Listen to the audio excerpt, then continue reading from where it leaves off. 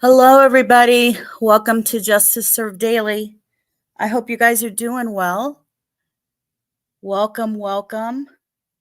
I see I've got Jinx, Mama Bear, CJK. Shout out to the ladies who are modding, wonderful people. I see Shane, and I'm hoping I'm pronouncing it Gibbo correctly, but she just made a great recommendation. Grab your bottle of wine because we're going through this stuff together, and I'm going to show you stuff and I'm going to share with you guys. Originally, I was going to make a short, right? Which I'm now trying to remember. What is that? Like, I think is it 60 seconds or is it 2 minutes? I can't even remember what YouTube requires. Anyway, this was started out as an idea of a short about a week ago. And then as I started gathering info and stuff from it, it just got bigger, right? It just got bigger. And then I am anal retentive. And then I ended up grabbing a whole bunch of stuff together. And I was like, I'm going to show all this and go it through with you. And I want you guys to look at this stuff too and really get your feedback on this for real. Now, I'm going to warn, okay, like the whole video and stuff, I'm going to show you all the stuff that are fact-based. I always show the sources and all that kind of stuff. But I do have little warnings in here that I have some speculation that is going to happen in this video that I need to just share. So, I mean, we'll see. I want to go through all this with you guys and see, like I said, what you guys, our thoughts are. So, let me, and I'm assuming everybody can hear me okay, right?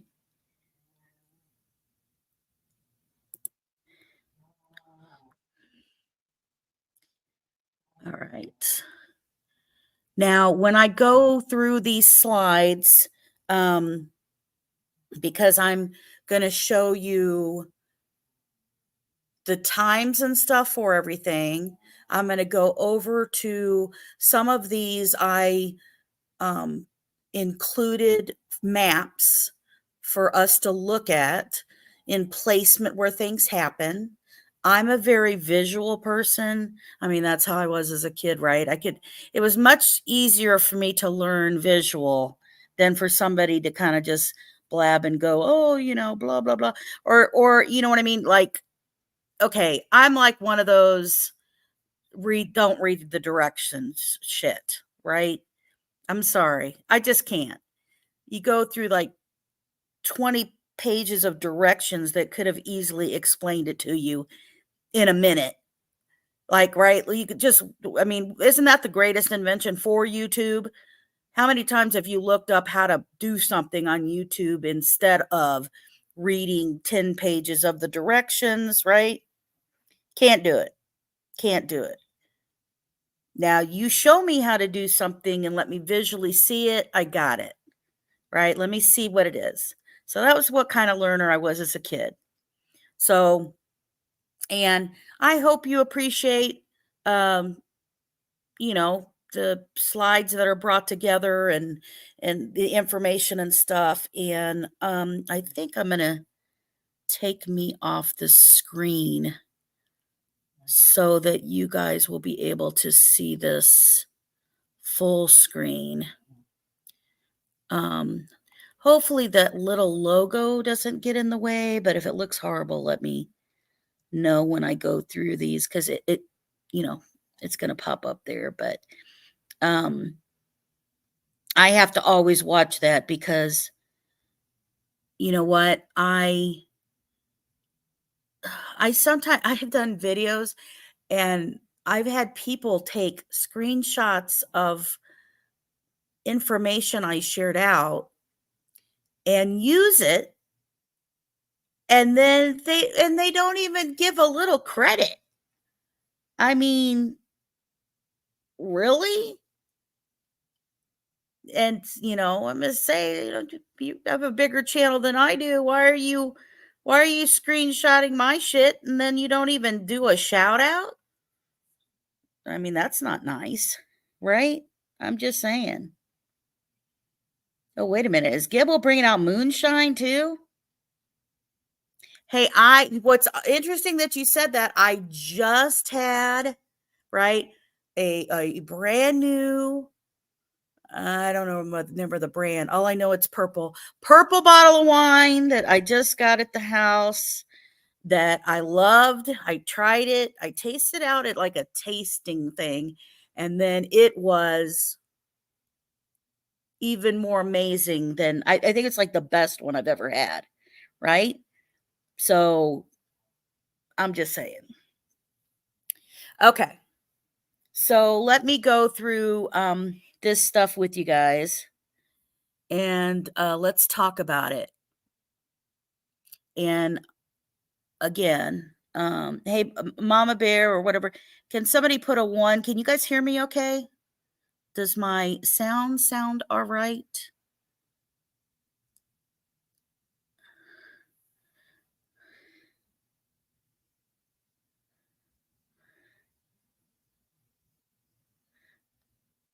Purple toad. I've never had purple toad. Oh my God. It's good wine. I'll, you know what? When I get to that bottle, well, that bottle, because let me finish this other one first, but I'll let you guys know what it is, because it is really good. It is really good. Like, it's so good you don't even realize that it's wine. Is that sad or is that a problem? Because it almost like Welch's grape juice stuff, right? Like, it's like juice. It's like juice, right? I'm just, I don't know. Maybe I have a problem. That's what it is. But okay, now I'm over. All right, so we're going to talk about the Delphi murders, the missing witness, and who moved Richard Allen's car. And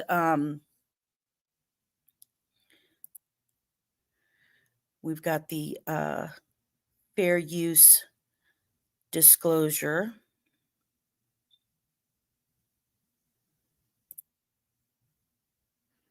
Okay. So I'm going to be going back from the timeline screen into some images that I created and or copies of maybe a document that just supports of what I'm showing or saying. And then, so I'll have to like scroll one way and scroll back. So I just want to ask your patience when I do that. But it's going to point out some stuff here. So the first things I'm going to go through are all the things that we know for a fact. And I'll tell you about that info. And then I'm going to go into a whole timeline of technically missing witnesses. That's plural. Witnesses that we heard very beginning on, early in the case. Like, this is what on the ground we all heard about, right? Everybody knew about this stuff and who are missing. And I'm going to show you their times. I'm going to show you what was said and why that's important. So this will give you this heads up of what's coming here. And then also, I'm going to show you that in the probable cause affidavit, it basically shows that someone else is there. And I'm going to show it exactly to you. So I want you to hang in there with me as we go through all of this. By the way, please hit that like button. And if you're new, please hit that subscribe button. I am not a monetized channel, so your love can only be shown to me by all of the likes, by all of the subscribes. And then, your comments at the video saying stuff and participating. So, okay. So, in the red here, we'll start that we know based on the early on information and the Doug Carter video 2019 when he finally revealed that there a car parked at the CPS building between noon and 5. We knew there was a car parked out there. We kept wondering why they're not releasing anything about this car. And then when it finally was stated during that press conference about the car being there from noon to 5 at the CPS building, then we're like, wow, they still didn't tell us anything about the car. They didn't go into any specifics about the car. Okay. So at 1:27 p.m., a vehicle matching the 2016 Ford Focus is observed traveling west on 300 North on Hoosier Harvest Store video. So here we go. And as you guys know, and I'm going to move my mouse around here for hopefully you can see this. So this is the trail, right? This is the trail to the MONON High Bridge, right? Over here, the right top yellow dot that's kind of in the middle of the screen, that is the cemetery. In the lower right part, that is officially where Ron Logan's address puts you at. And then, of course, we know the crime scenes below. So here's the MONON High Bridge. So right here, I've got this car, the Ford Focus. And right across here, I've got it marked. It shows this is the Hoosier Harvest Store. Now, that doesn't show, it's not a Hoosier Harvest Store anymore. So if you look that up, it's going to show you, I think it's like a U-Haul place now. This is at 1:27 p.m. All right. Now, I want you to make note of that. I just said the car is there from noon to 5. And then it's shown traveling on west on 300 North. So it's heading towards the CPS building. All right. So at 1:28 p.m., we know the teenage witnesses took a photo of a bench east of the Freedom Bridge and then was walking and encountered a man matching the photo. Teenagers crossed the Freedom Bridge, and then they are seen by the next witness who is on their way to the park. Okay? So this is the Freedom Bridge. All right, going over the highway. And then you can see how far down it goes all the way to the end. There is parking on that other side of the highway to get to the Freedom Bridge there. But I want you to pay attention to, I've got it 1:28 marked down.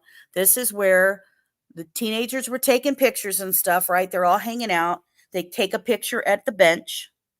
So where I've got that star, this is where they're headed, and they're basically heading west, right? They're heading west to go to this big circle area before they cross the bridge.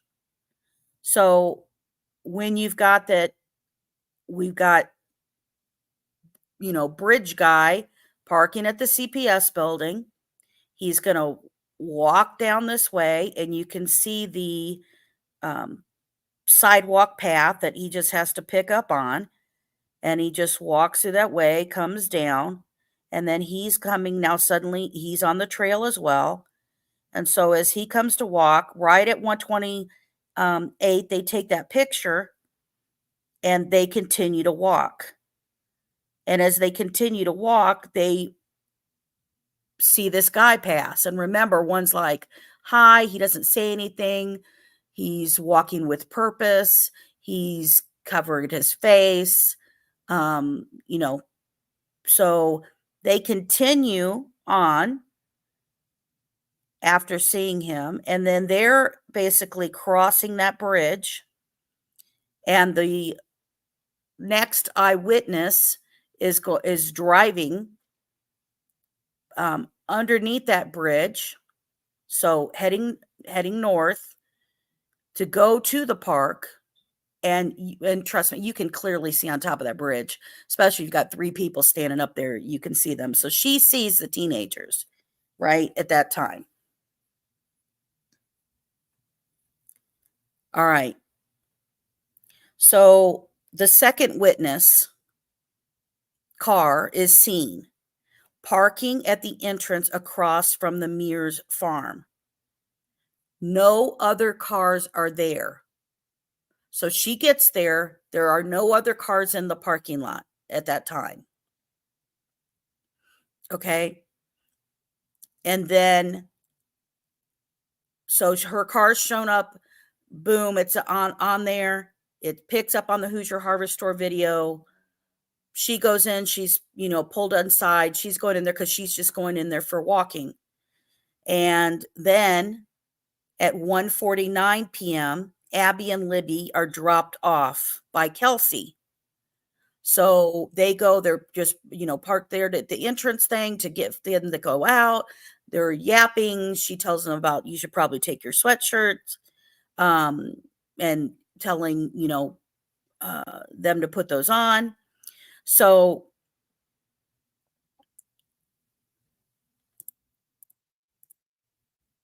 here is where that is.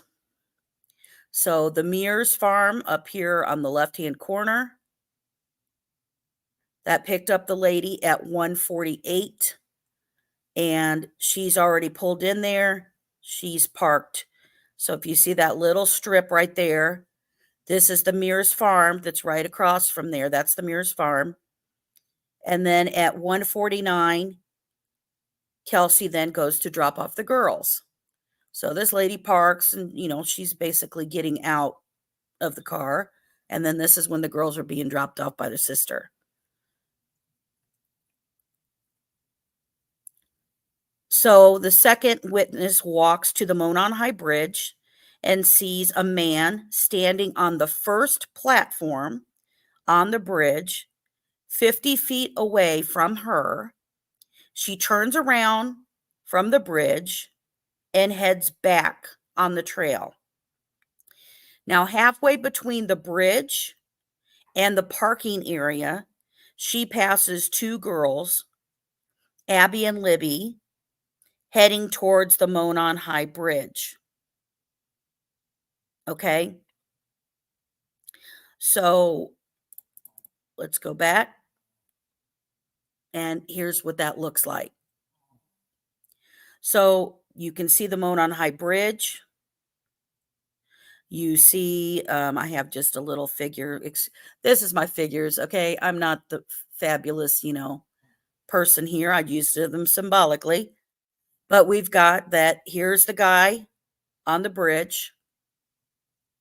So she had walked from that parking area, the red dot, and came down walked this way, gets up to the bridge.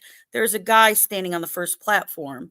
If you've seen the bridge closely, there's these little kind of side areas every so many feet, and you can stand off to the side. So that, honestly, I would never in my life, first of all, step on that side thing. Not that I even like the bridge itself, because, no, I'm a little height issue person. No. But then, so you can't really pass other people on it when you're on that bridge. And so people can step off to that side to let other people do it. So when she walks down, parks, gets out, walks down the trail, she runs in, sees this guy. She's 50 feet away from him. He's matching the description, right? And so she doesn't go any farther. She doesn't go on the bridge or whatever. She just turns around. Well, behind her is now basically catching up is Abby and Libby. They'd got dropped off. They're yapping, they're probably taking pictures, doing what, you know, girls do. And so now here's that witness, which I'll keep calling her second witness. I call the three girls almost like one. But as she's walking, when she gets to this halfway point, basically between going back to the parking lot and where the guy was, that's when she passes those two girls. Well, that's Abby and Libby. There's no doubt that that's Abby and Libby. And they're on their way there. So the guy's already standing at this first platform. Now, I'll point out that Richard Allen did even tell police that he went out on the bridge. Remember, he was looking at fish from that big platform.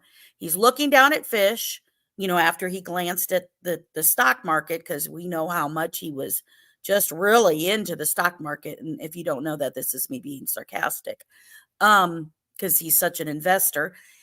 And he told them he went and sat on a bench.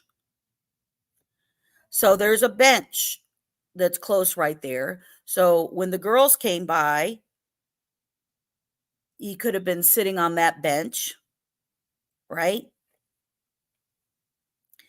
So the girls are going to go by and they're going to start walking on the bridge. We know at 2:07 p.m., Libby takes a photo of Abby and posts it on Snapchat. Uh-oh. What are you doing? Hold on. This all wanted to go away on me here. Hold on one second.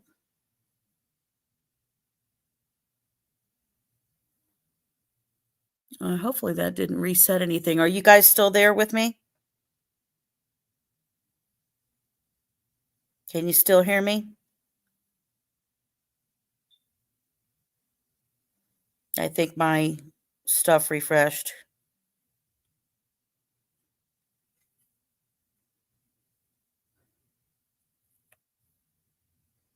Thank you, thank you, thank you. Yeah, it reset. I don't know what it did. It reset itself. Okay. Oh, son of a bitch.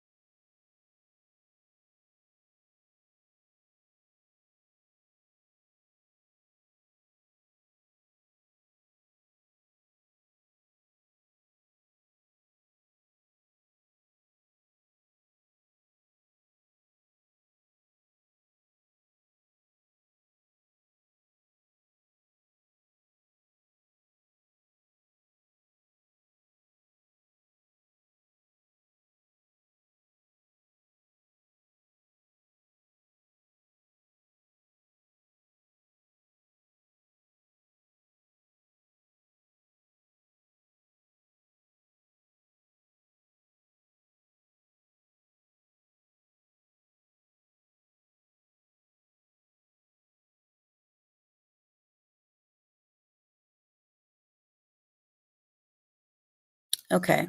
I refreshed to make it better. Hopefully that did it and you can hear me okay. Sorry, I think it did like a total disconnect from my internet and did that. God dang it. That's frustrating. Okay.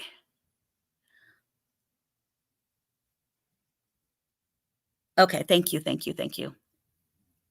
Sorry. All right, so at 3:10 p.m., a male witness is traveling to Delphi on State Road 25, or 20, yeah, 25. I don't know why I typed in 26. It's 25. Observed a purple peachy cruiser or a small SUV type vehicle parked on the south side of the old CPS building. It appeared to be backed in to conceal the license plate. He added that he remembered seeing a smaller, dark color car at the old CPS building. He described it as possibly being a smart car. Now, everybody at first thought, oh my God, they're saying it's a purple PT Cruiser, it's a smart car, blah, blah, blah, blah, blah, blah, blah, right? We heard all that. That man, in my opinion, and here's the description. This is actually from the probable cause of what he stated, and at the time that he saw this. So remember, this is at 2:10 p.m. So here's the CPS building photo, and I put a purple PT Cruiser, and I put a 2016 Ford Focus, okay, right there at that location. Now, these are two very much different types of vehicles. Extremely different, right?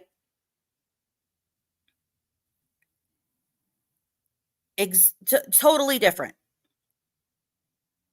And so you've got that man who is describing a purple peachy cruiser or SUV. So he describes it with color and then talks about, and remember seeing a darker car is what he says. Okay.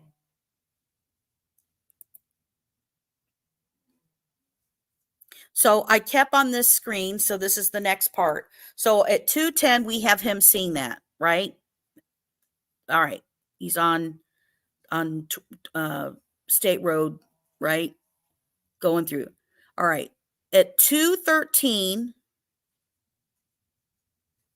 p.m., now these are back to back, and I'm going to point this out why this is important. Remember, they only use the time to verify when something is also seen, not necessarily exactly while things are happening, and I'll explain why. So at 2:13 p.m., Libby records the bridge guy as bridge guy is approaching the girls. So he's just walking on the bridge. You know, Abby's up trying to still get across, and you've got him now walking on the bridge heading towards them. Then later, when he finally gets to where they are, then we heard in there that they said saying something to a gun. And note, a male subject matching Richard Allen's description was not seen. I want to emphasize this. A man matching Richard Allen's description was not seen on the trail after this time. So after the 2:13. Okay. All right. Is everybody with me? We're getting all this because I'm fixing to show you something, right? So 2:14 p.m., that second witness, meaning the lady who parked and got there just before Kelsey went to drop the girls off. She got it back in her car, right? She finished walking. She sat there, gets back into the parking lot, gets in her car. So she's already getting out of that area at 2:14. So what does she say? Now, this is when Harvestor picks her up. That's the time. So it doesn't count the time she got in the car, right? Started to drive out, but when she finally picks up on the Hoosier Harvestor. So the second witness sees no other adults, and her car is seen leaving on the Hoosier Harvestor and heading west on 300 North. And she sees a car is seen parked at the CPS building, backed in by the second witness. Now, what I want to note before I show you the screens of me timing this out on the screens for you and on the maps is that between 1:46 p.m. and 2:14 p.m., she only saw the one male on the trail. There was nobody else. And remember, there's no other cars in the parking lot. Okay. So let's look at this. So here's the male witness to the left. So there's the highway. There's this. Now, this is, okay, Indiana's flat, right? And you've got, it's pretty open from side to side. So at 2:10, this man driving on the County Road 25, who stated he saw a purple PT Cruiser or SUV, and this should be an I probably pressed 7, and dark car, and witness, and then the second witness, which is at 2:14. Here she is. Now her car's seen at 2:14. There's a Hoosier Harvestor right there at her vehicle. She's coming down. She's heading west, back towards the building, the CPS building, right? So here's this guy, 2:10, driving along, and he glances over, and, he clearly knows that he sees a purple car that's either a PT Cruiser or an SUV. And she goes, and while she's driving, she just notices that and he says there's a dark car, and she says there's a dark car, right? Backed into the CPS building. Now, I want to point this out. Left-hand corner. So we got this guy at 2:10. This lady finally passes Hoosier Harvestor at 2:14. So that means, like, minutes before this, she just got in her car, pulled out of the parking lot, and got on County Road 300 North.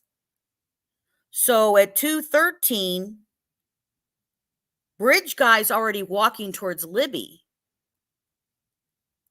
When this second witness goes back in her car, knows there's no other cars there, and she's finally pulling out and leaving, now he's walking on the bridge, and Libby is recording him.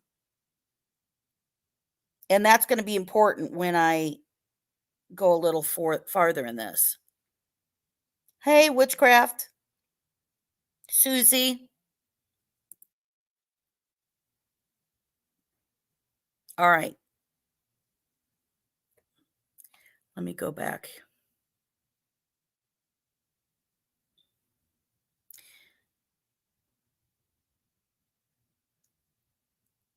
At 2:28 p.m., this is the discrepancy, guys.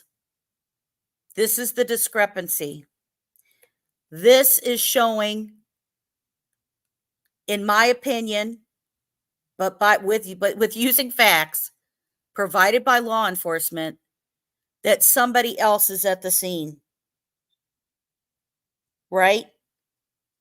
And here's why. At 2:38 p.m., the Ford Focus is seen leaving on the Hoosier Harvest Store video. Richard Allen's car is shown leaving on the Hoosier Harvest Store video. So, when I'm going to point this and then I'm going to click over to show you on the map, okay? Between 2:30 p.m., and I want to pay close attention to the wording of some of these things that are stated by police. But 2:30 p.m. and 4:11 p.m., investigators identified other individuals on the trails, and 300 North between these times, between 2:30 and 4:11 p.m. None of these individuals saw a male subject matching the description of Richard Allen on the trail. That doesn't mean they didn't see other people. That means they didn't see anybody matching Richard Allen. Right? Okay. So I'm going to go ahead and do this next one here. 2:32 p.m. This is a new fact we learned from the 3-day pretrial that was shared by the detectives. That at 2:32 p.m., the tracking of Libby's phone movement was showing walking, which stopped at this time at the crime scene and never moved again. 2:32. All right, now let me show you this.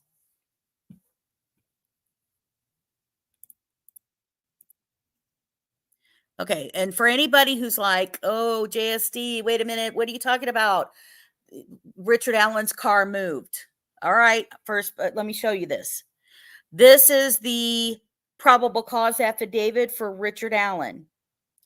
And after it talks about the witnesses who saw everything, that they drew a diagram, their diagrams matched where the cars was, right? And then we're going to start at the line with the first arrow I showed on the right. Blank vehicle is seen leaving at 2:28 p.m. on the Hoosier Harvest Store video. Okay, so then you're like, well, that's not Richard Allen's. They mean somebody else. Nope. Here is, again, the probable cause affidavit. So blank and blank, this is the end of that sentence. Okay, a vehicle matching the description of his 2016 Ford Focus is seen at or around 2:10 p.m., 2:14 p.m., and 2:28 p.m. at the former CPS building, and through his own admission. They start another sentence, right? But let me put this here. So 2:10, 2:14, and 2:28. 2:10, that's witness 1. CPS building, the guy. 2:14, or that's the witness on State Road 25, sorry. And then 2:14 is second witness, the lady who got there to walk. She saw the car. 2:28, it's seen on the Hoosier Harvest Store. Right? So let's go back to the map. Here was 210, guy driving. Here was 214, lady driving. I see a purple PT Cruiser or SUV. That's his main thing. It's like, yeah, I remember seeing a darker car. Could have been a smart car, whatever. Okay. Now, here's the thing. When the vehicles are very different, and from a distance too, this PT Cruiser is longer than this Ford Focus is going to be. So from a distance, that could also look different, right? But he's concentrating on this purple PT Cruiser. It's odd that he had very specific that he remembers a purple PT Cruiser. And then you've got his car. And even Richard Allen admits to Dan Dolan he's still there till 3:30. But at 2:28 p.m., his car is seen at Hoosier Harvest Store. So here's this. At 2:16, the Ford Focus is seen leaving on the Hoosier Harvest Store video. All right, so I left the purple PT Cruiser at the CPS building. I moved the 2016 Ford Focus right there. That just shows it drove just past the Hoosier Harvest Store at 2:28 p.m. Now, you may ask, okay, well, why is it driving east? Well, it has to drive east. That's the direction. It's quote unquote, air quotes I'm doing here. You can't see them. That's where it had to be going in order for the Hoosier Harvest Store to pick up. You've got to go far enough down for the Hoosier Harvest Store camera to pick you up. So at 2:28 p.m., that's where it's going. So he's heading east. Let me take this back. His car is headed east on County Road 300 North. But we know by the timeline, Libby's phone, and I have it marked, roundabout crime scene. I'm not doing specific graphics here. I'm doing it for the viewing purposes here. But so we know that here at 2:31, Libby's phone stops moving. It shows it's walking, right? And let me make sure I did put input in there. Yeah, that's 2:32. Sorry. Going backwards. So this is actually 2:32. She stops walking.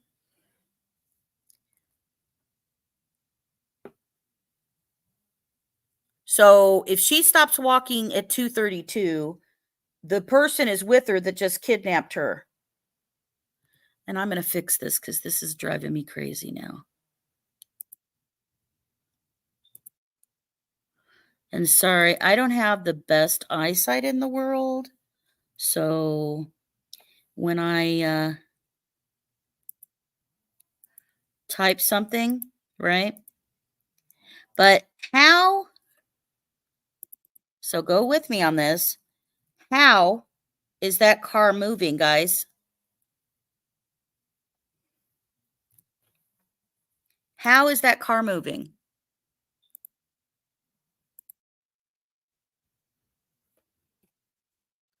Somebody's moving that car.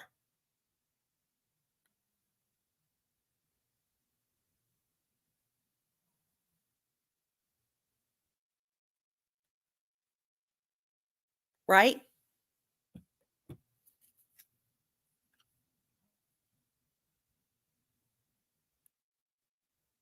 Now, I'm saying this because the defense, I'm sure will bring it up.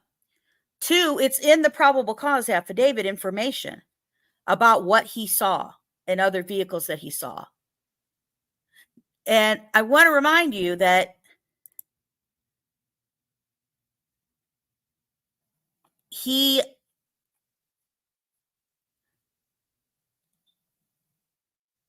is sitting here trying to argue if other people are involved. And that timeline indicates a discrepancy from the 2:32 time. That note there is because that was stated by law enforcement to confirm that their bodies were not moved, right? That the phones did not move again after Libby's phone stopped moving at 2:32. That her phone would show that she was walking and that it stopped. It was at the crime scene and it never moved again. Well, you can't have Richard Allen at the crime scene with Libby and Abby still walking until 2:32 p.m. if his Ford Focus just drove by the Hoosier Harvest Store vehicle that drove by. His Ford Focus drove by. Right? So then at 3:57 p.m., a tip comes in from the witness who's traveling east on 300 North, observes a man walking westbound on 300 North on the north side of the road who looked like he was had been in a fight. And her vehicle was observed on Hoosier Harvest Store. So let's go to that map. So again, if we have this vehicle of this witness, I have it driving eastbound on 300 North, right? And then I have, here's a guy walking towards her. He's on the north side of the road. And she drives past him. And remember, these are like two lanes, one lane going one way, one lane going the other, a country road. And he drives past him. But this is 3:57 p.m., right? But his car moved earlier. Now, I want you to hang in there with me. I know.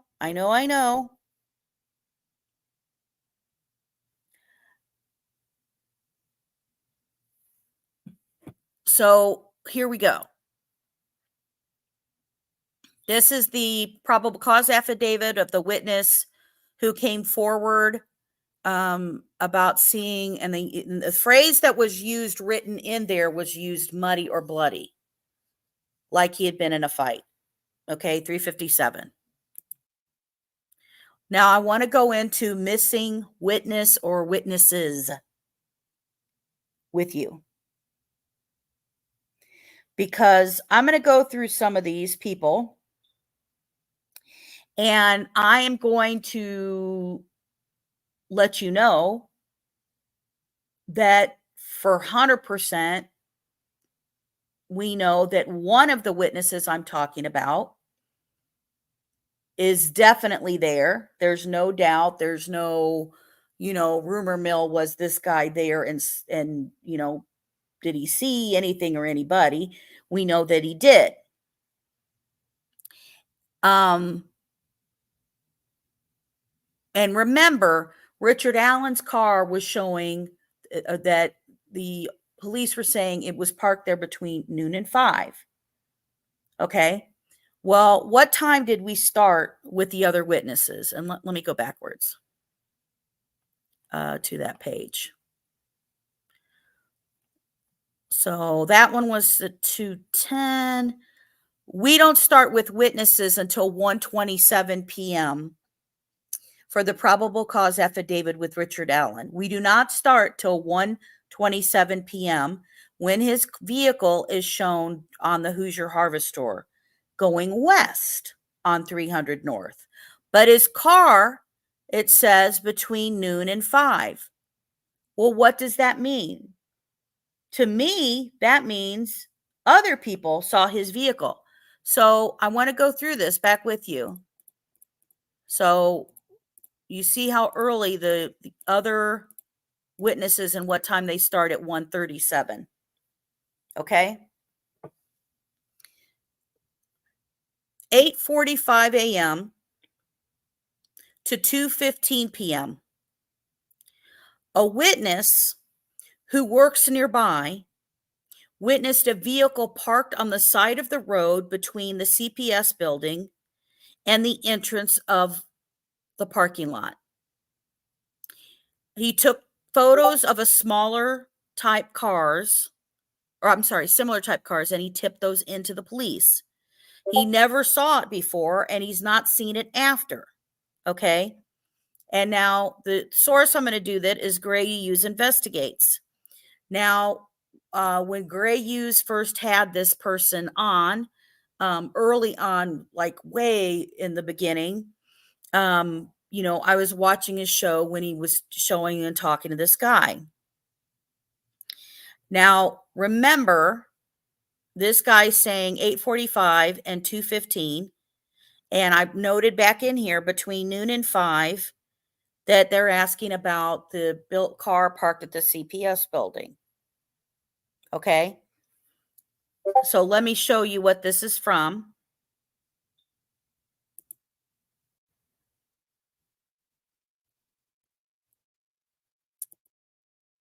And did I move that? Let's see.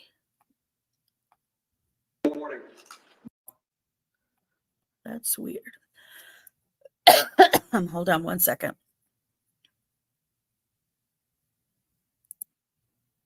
Nope.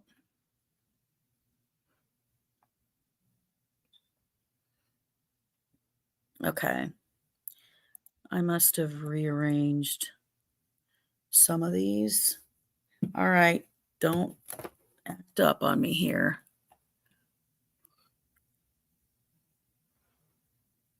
Hold on. I'm clicking out a couple things so I don't mess these up.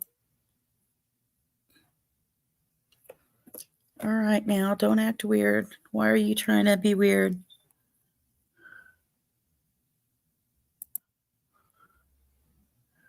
Nope, it looks like you guys can still see me.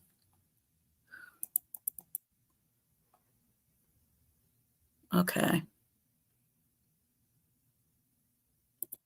It's acting up on me, so I am going to go back and then reshare again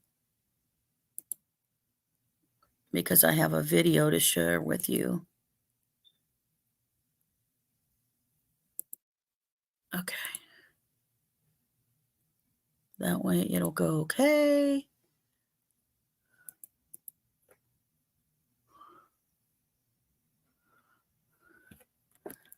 Huh. That is very odd.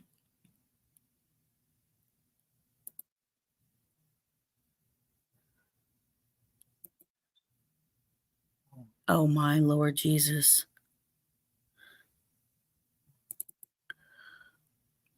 Sorry. It kind of froze up on me. Let me go down.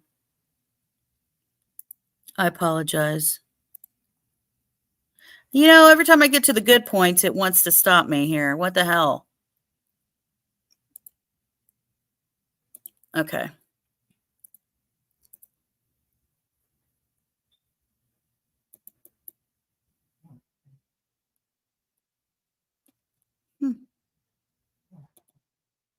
It wants to, oh my God. Okay. You know what I'm going to do? I'm going to slide this down this way for I can just get to the first video. All right.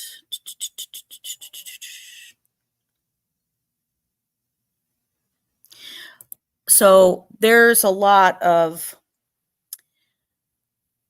witness parts and stuff that I'm going to add in here for us to look at.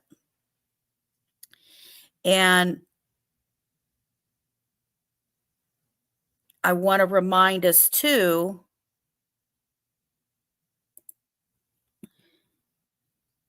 And I'm going to try to show this video. Morning.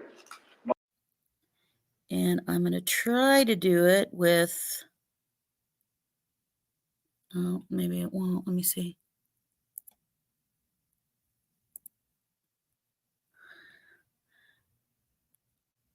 Morning. My name is Sergeant Jeremy Okay, I don't Pierce, want to Public Information Officer. freeze up while I do this. Let me find the point I want to start for you. I want to remind us also, and remember, this is on the press conference for Richard Allen, right?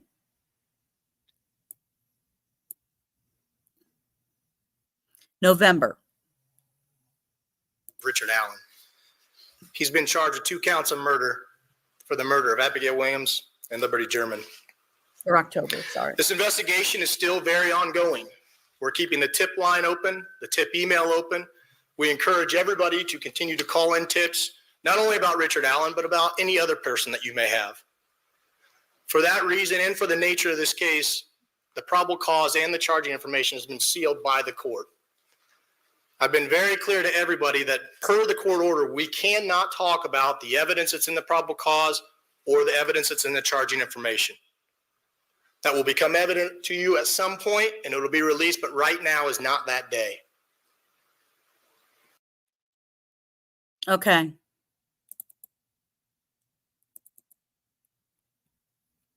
So, God bless it. I keep clicking too many times. So, the information, they wanted to remain sealed. And we know all about that, right? We know about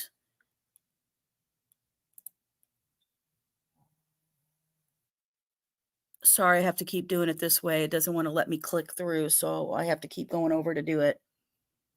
So this information just got released for the November 2022 behind closed doors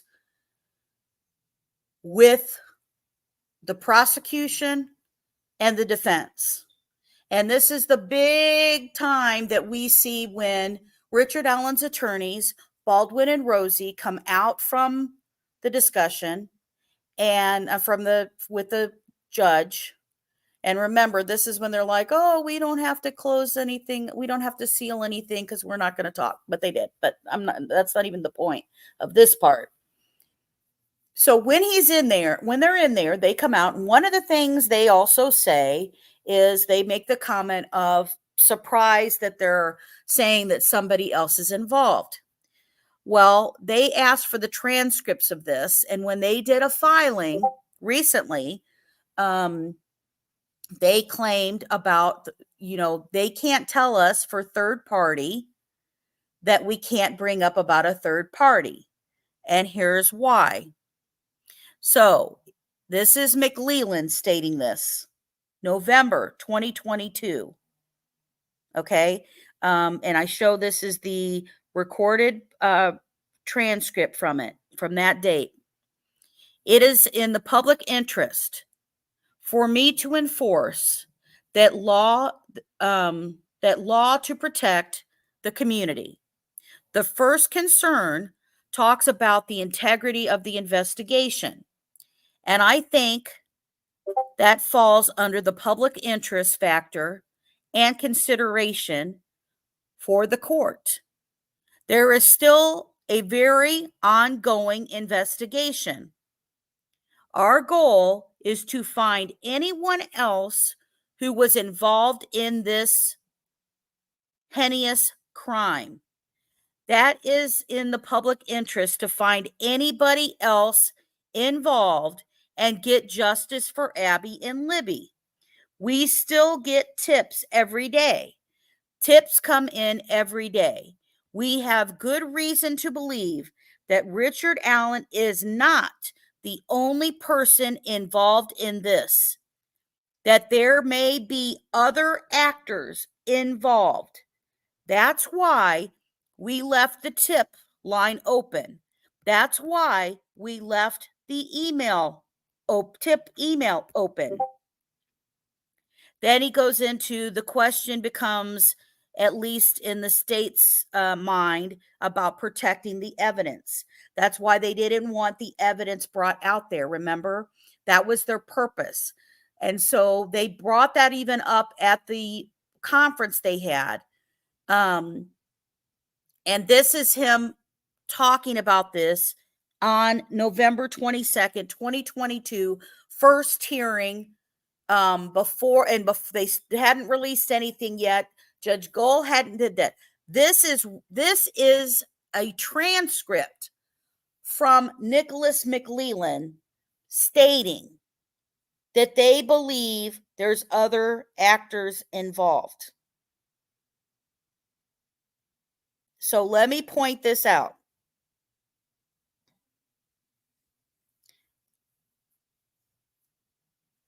The confession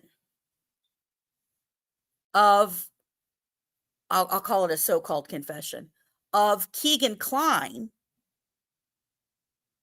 happened in August of 2022. So they did the search, and I'm going to go through all of this, and I'm going to show you what they could prove, what they couldn't prove, or whatever. But this is in their own words of why they wanted the information sealed. And I'm going to remind you of this, and I hope it's the next slide because that would work out perfectly.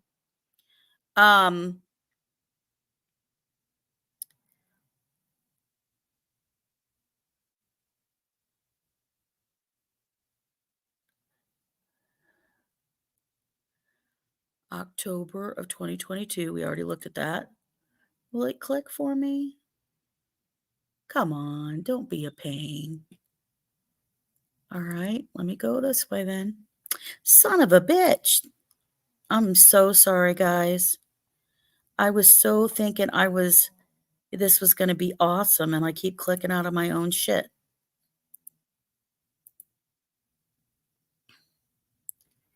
I'm so sorry. In my head, this was going to be great. Okay.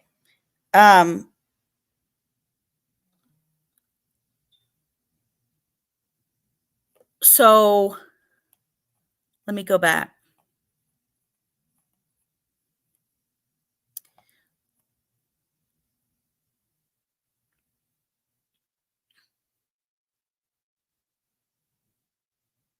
So the witness who saw vehicles. Let me play that. I definitely know I have to click this way to, man, one click and it wants to completely take me out. I don't know why the computer's acting up. I probably let it sit too long to get ready. I'm going to show you the video though.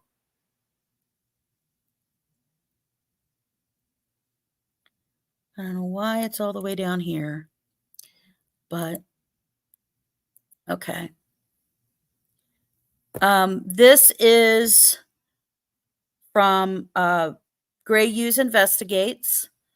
I will have the full video link for you to watch the whole thing inside the description. And I put down for a place that I can drop it in the thing, but okay, so I need to go to, he has the coolest intro shit. I tell you, Go to where I need to go first, for you can listen to this witness. This guy has talked to, Gray Hughes several times, like way back when, he early on about this car that was parked there. Now, we knew that somebody who worked nearby saw a car. Now, for me, at least back then, I assumed that the person who had worked nearby saw Richard Allen's car, right? Like that he saw that Richard Allen's car. But so let's take a listen. And again, if there's problems with the sound, just let me know. And let me play this. Again, this is video, Gray Hughes, and I'll have the link for you can go watch his whole thing. And let me know if there's problems and you can't hear this. Oh, son of a bitch. Can tell you what I saw was the vehicle that they haven't identified parked along the road, and I drove by that morning at 8:45. It was there, and I went to another town, did some work, and come back. And then that afternoon, I was retired from it now, but I was in pest control. I was scanning bait stations at the building right across the road from there. And at 2:07, round right in there, that vehicle was still there. And I thought, that's kind of odd. I never seen it there before or after. And I thought, wonder why they parked so far away from going in, if they were messing around the Freedom Bridge or the trails or whatever. Mm-hmm. And I described it, sent pictures of close to what it is. It was an older model car. And I don't know why the police said they was, a couple years later, they wanted to know that they let it out that there was a vehicle parked over in that area between noon and 5. Well, it was there at 9:15 in the morning. And I believe it was an older vehicle. It's something like you'd see a guy catfishing on the river on Saturday morning. So, what's wrong? Can you guys not hear it?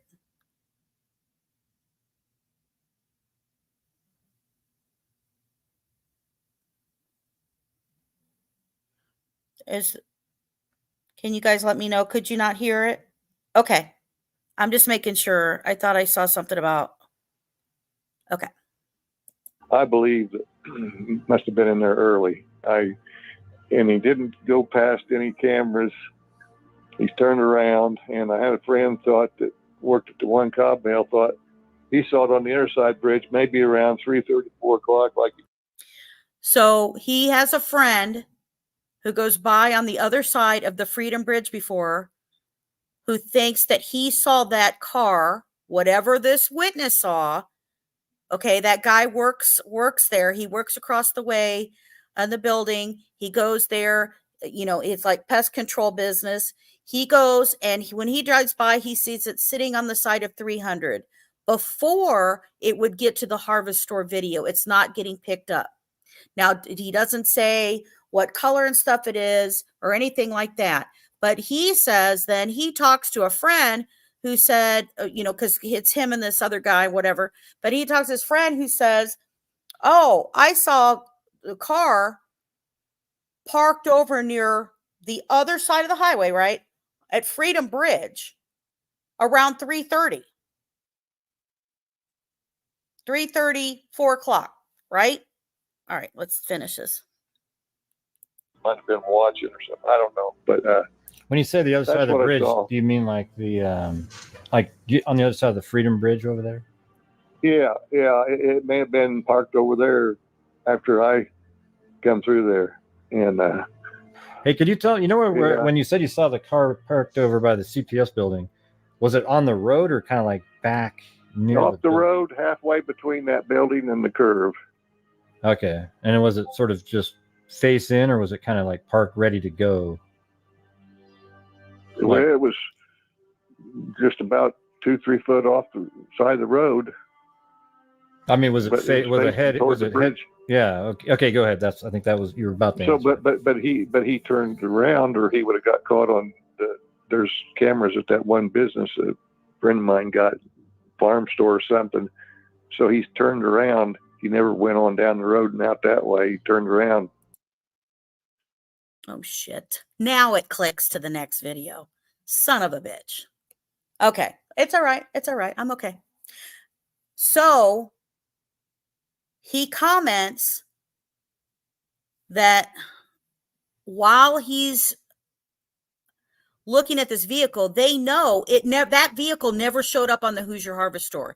Even though it was pulled over to the side of the road between where the CPS building would be and before the Hoosier Harvest Store, that early hours in the morning, starting at 8:45 up until after 2 o'clock, right? When he comes back and he's going to get more supplies and stuff at work at the building, he sees that car still there. He's never seen that car before, never saw the car again, doesn't know why it was parked there. Well, he gives this tip to the cops. And he tells the cops about this car. And he said he took pictures of something similar because he made a comment like it was something like an older model. That's all he kind of stated, was like an older model, right?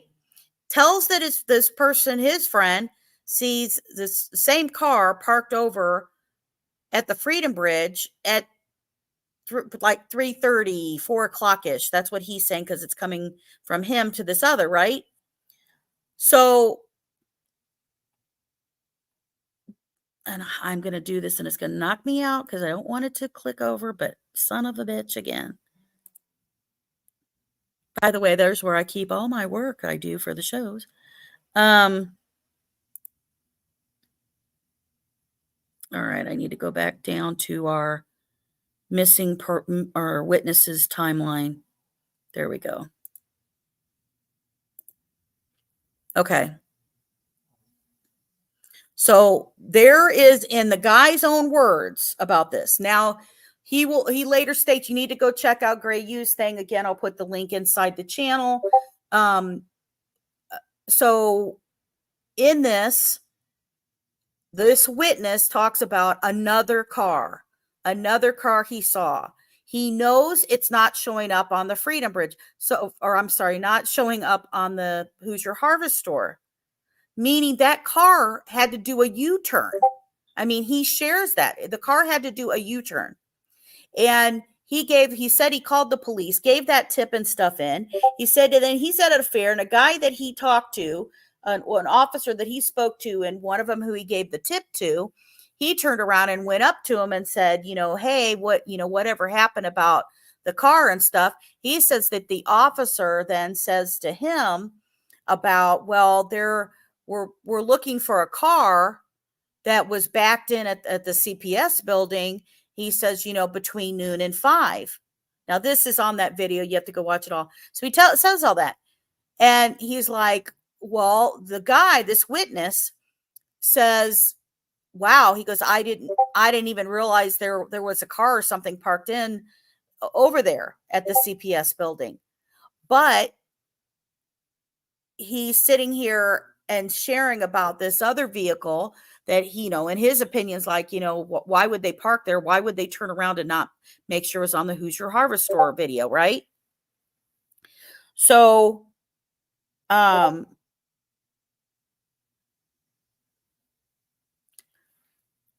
so we got the 12 noon to 5. Okay. Now I'm going to go with this one with you. So that guy's a real guy. Now, could that car he see have nothing to do with this? Absolutely agree with anybody who's even out there saying, I don't know, because I can't look at this and do the chat all at the same time, but I'll be over there and talk to you about stuff and see what your thoughts are, right? But absolutely, he's a real person, and we know what he saw, and we know that he tipped in, but we got to take that in consideration, right? So at 12:30 p.m., now this part I'm using allegedly because I don't know. I didn't talk to this person. I will say this was brought up very, very early in the case. I will say that this was a channel that I watched early on when all this first went on with the girls, and the channel was called Michael Catt, and he was a former NP officer, and he would go out and talk to people and stuff, and was really trying to get information about the case, right? So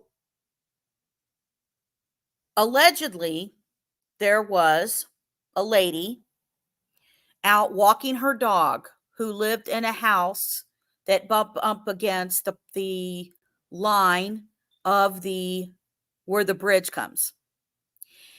And she encountered a man on the southeast end of the bridge, which, to help you, and I'll show that physically here, that in that is where he crosses the bridge, And that's where, at that spot where he tells the girls to go down the hill.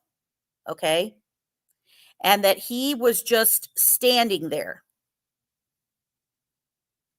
Now, this was approximately 12:30 p.m. So, oh man. Why does it not want to let me move? It's probably going to click me out again completely. Yeah, of course you are. Wow, you are not liking me today. You know what I'm going to do? Hold on, guys. Let me see. I'm going to stop sharing for just a second. I'm going to check if I reopen that up, if it'll work better for me. I'm so sorry. I wanted this to go so perfectly for you guys. And well, for me, if it would go for me to show you this.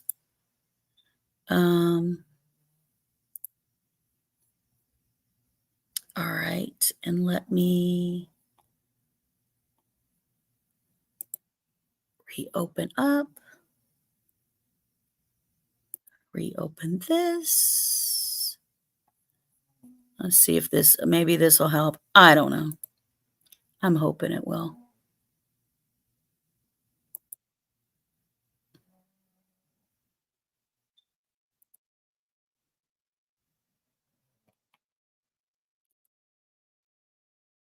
Okay. And let me go to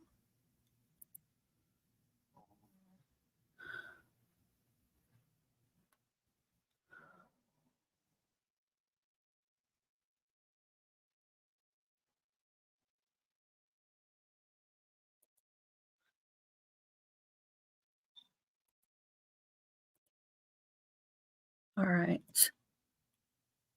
And share again. All right, maybe it'll work better. Who knows? Let's see. Okay.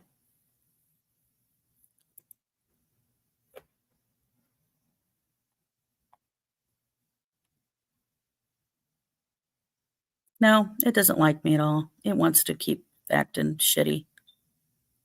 Damn it. Okay.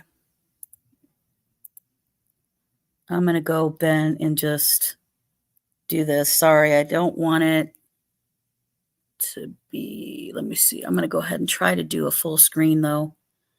Click me out of here. Because since I have to do it this way, you're going to see even freaking less than what I wanted you to. Okay.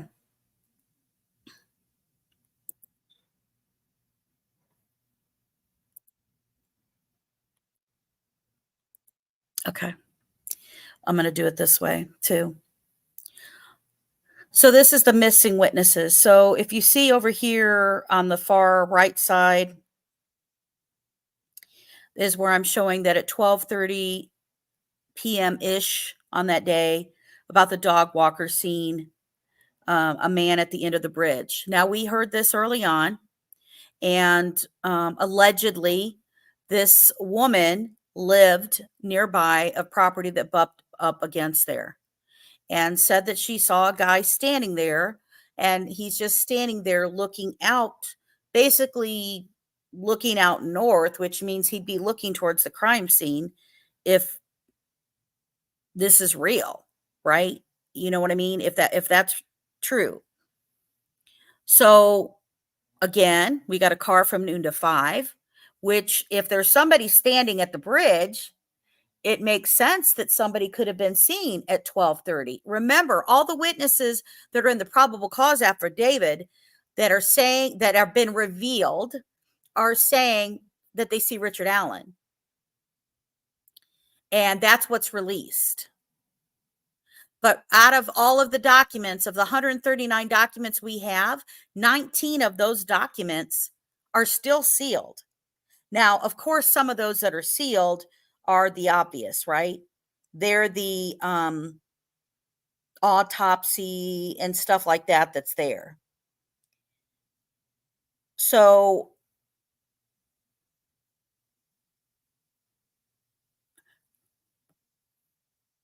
We've got that. And that's alleged. This could be bullshit, and that's not in there with you. That's why I'm saying alleged.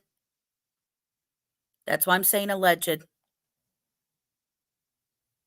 And I put over here 3:30 p.m.ish, right? Or maybe 4, what the witness said, where this other car is seen parked on the other side of the bridge, right? I have the car parked there between noon and 5. Somebody had to see it earlier for the police saying noon to 5, but we don't start until 1:36. So let me go through something that we do know that's on here. Flannel shirt guy. So at 3:14 p.m., Derek, who is already tried to call Libby to say, hey, I'm on the way to get you, and she's not picking up the phone. So he pulls into this drive that's right here. There's the mirrors, there's the drive, and he pulls in and he parks, and he gets out of the car while he keeps trying to call Libby. At 3:14 p.m., Derek runs into flannel shirt guy. That's when he encounters him. And that's when he asks him about, have you seen 2 girls? Right? Now, he tells Derek, and this is according to Becky Patty, us listening to Becky Patty of the accounts with Derek. So he tells them, no, I didn't see any back there towards the bridge because they're at the trailhead here where it splits. And he's like, nope, I saw a couple, but they're not, basically they're not young girls. So Derek proceeds and he goes off until the 505 trail, right?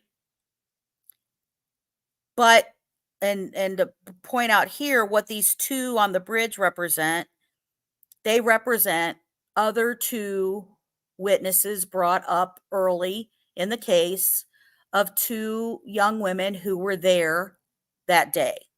They did not travel there together.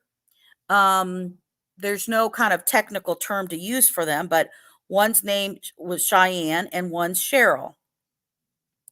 Cheyenne arrived at 2:49 p.m. She was on the bridge and was taking photos, right? That was her purpose.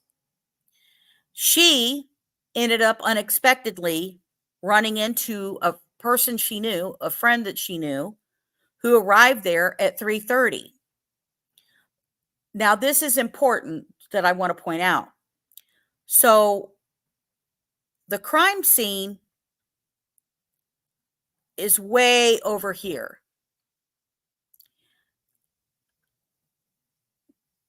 Down south of where Ron Logan's property is, right? 1,500 feet from that. Those 2 women, young women, are standing on the bridge where people have shared that when you're there at the actual crime scene, you are not able to be seen if you're standing on the bridge or at this point. Now, that's interesting because when you think of this man who may have been standing out there, what was he looking at? What was he viewing? Now I'm going to say this, this is some speculation, and I go by fact and data, and I'm telling you allegedly or whatever when I go through this, but I'm just trying to share this with you. So help go through this with me, because this is what my mind was going through. If that witness is real, if that alleged witness is real, and if that man standing there earlier in the day is real, then he couldn't have looked, if that's real, he couldn't have looked like Richard Allen, because that witness would be in the probable cause affidavit, right? We could say that. Is this person, if it's real, looking to see what he can see from the end of that bridge? Is he checking what's viewable or not viewable from that bridge that early in the day? Now, I'm pointing out here that Cheyenne and Cheryl, between 2:48 and then 3:30, when Cheryl shows up, right? So what are they doing? They do what all of us women do. They're yapping. Okay, they're yapping together. So by the time Cheryl gets there, and they're all yapping. So they're still back there. Flannel shirt guy, 3:14, runs into Derek, tells Derek to go this different way, whatever. So Derek goes on, 5:05. Flannel shirt guy continues to walk. Okay, he's familiar with the area. He goes there a lot. And he's walking down, he's walking the trail. He's walking the 501 trail. Now, this again, we know flannel shirt guy is there. There's no doubt flannel shirt guy is there because Derek sees flannel shirt guy. Okay. And remember when I said the timeline of other people who were there did not see anybody matching Richard Allen's description, right, after 2:49. So flannel shirt guy, these other two over here, so over to the right, just to the right of the 3:30 p.m. car scene, you see I've got a man walking and then a man just standing there. That man just standing there is because, and this is approximate, because we don't have any details from police or anything or law enforcement telling us confirmation of some type of exact time. At 3:25 p.m.-ish, flannel shirt guy sees a man walking out of the woods onto the trail, and he heads towards the Freedom Bridge. Okay? Now, I will give you, I don't know if they identified anybody else. And remember that at 2:28-ish, Richard Allen's car is seen moving from the Hoosier Harvest Store, from the CPS building past the Hoosier Harvest Store, isn't seen on that camera again. And then, but at 3:30, some guy comes out of the bushes, out of the trees, out of the woods, and then walks past flannel shirt guy heading towards the Freedom Bridge. Now,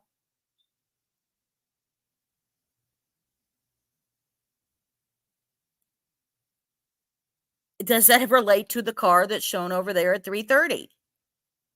Right? I'm going to click, and I know what it's, well, let's see. No, it's not going to let me click. I don't know why. I've never had it do this before when I'm working with it, but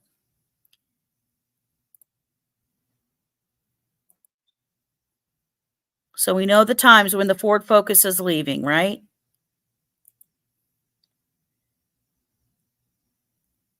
.357 when Richard Allen is seen.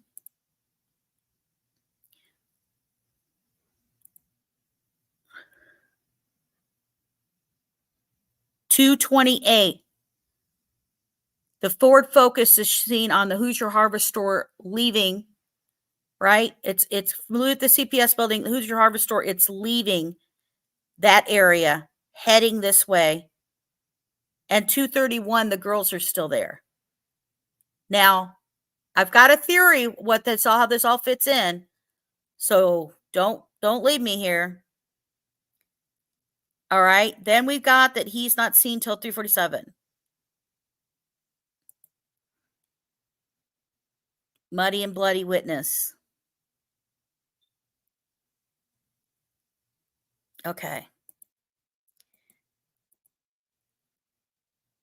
This is the document that I just pointed out to you guys about law enforcement saying other actors. So, who did flannel shirt guy see walk out of the woods out to the 501 trail heading towards the Freedom Bridge? And who moved Richard Allen's car from the CPS building that passed the Hoosier Harvester camera? So if we ignore flannel shirt guy and even say that that's all was not true back in the beginning, although that's why the inkling came, that it came, everybody was talking about originally that the killer was still there when Derek was there. And it was being said that he was there for 15 to 20 minutes. Now, this was before we learned of the witness seeing somebody on County Road 300 North. So where was everybody getting that information that somebody saw him within 15 to 20 minutes of when the murder would have happened? I believe that came from the flannel shirt guy info.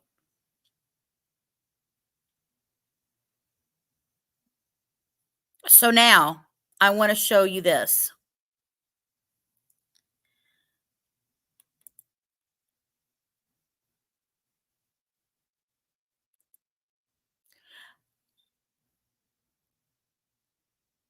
We learned in pretrial confirmation that the Wabash River search was Delphi related due to Keegan Klein. And that Keegan decided to try to work a deal regarding his CSAM stuff. We have to imagine only because that it wasn't done yet. His trial and stuff wasn't done yet. And it paused his sentencing. It kept pausing. So he did leave the custody of Miami County and went into the custody of, for the Indiana State Police, and talked to Nicholas McLeland. And this is what he stated. Keegan stated that on the day of the murders, he drove. See, my eyesight's so bad that I would have. So he drove with his dad from Peru to Delphi. Now he's saying that they drove in a red Jeep. He said that they parked at the cemetery on County Road 300 North. He stated that Tony Klein left for a while, then came back to the Jeep, covered in blood, and stating that they had a good time. This is testimony from law enforcement during the pretrial. This is how we know this. That's where they came from. This is actual testimony of what law enforcement is stating, okay, of what Keegan said. I know he's a liar, so stay with me. So Keegan stated that they drove home, and while driving over the Wabash River Bridge in Peru, that he threw a phone and that Tony threw a knife in the Wabash River. Now, here's the pushback on that. Law enforcement said that they did not see the Jeep basically on traffic cameras, and that their phones were in Peru being used. Technically, one phone was being used. However, in August of 2020, Keegan said that they were at the grandparents' house in Peru on Paw Paw, but the phone was using the Wi-Fi on Country Club Road. Well, that's a cousin's house. So law enforcement stated that they have not found and this was his words, digital record showing Klein and Allen a connection.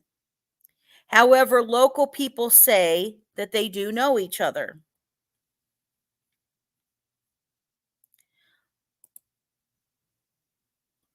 So this is what I want to show you of the Klein's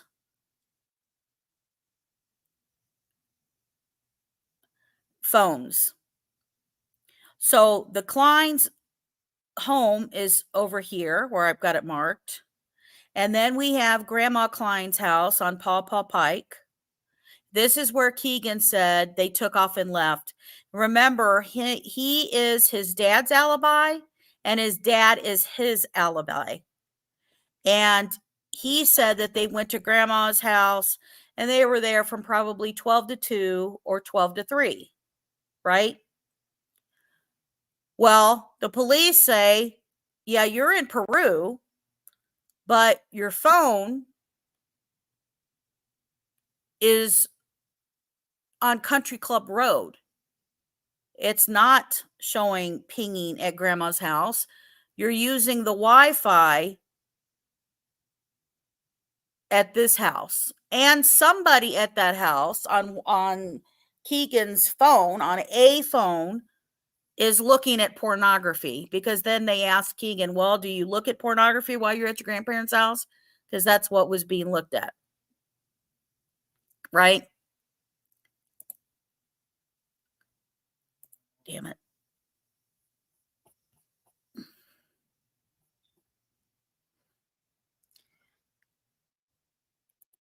So I want you to take a look at this.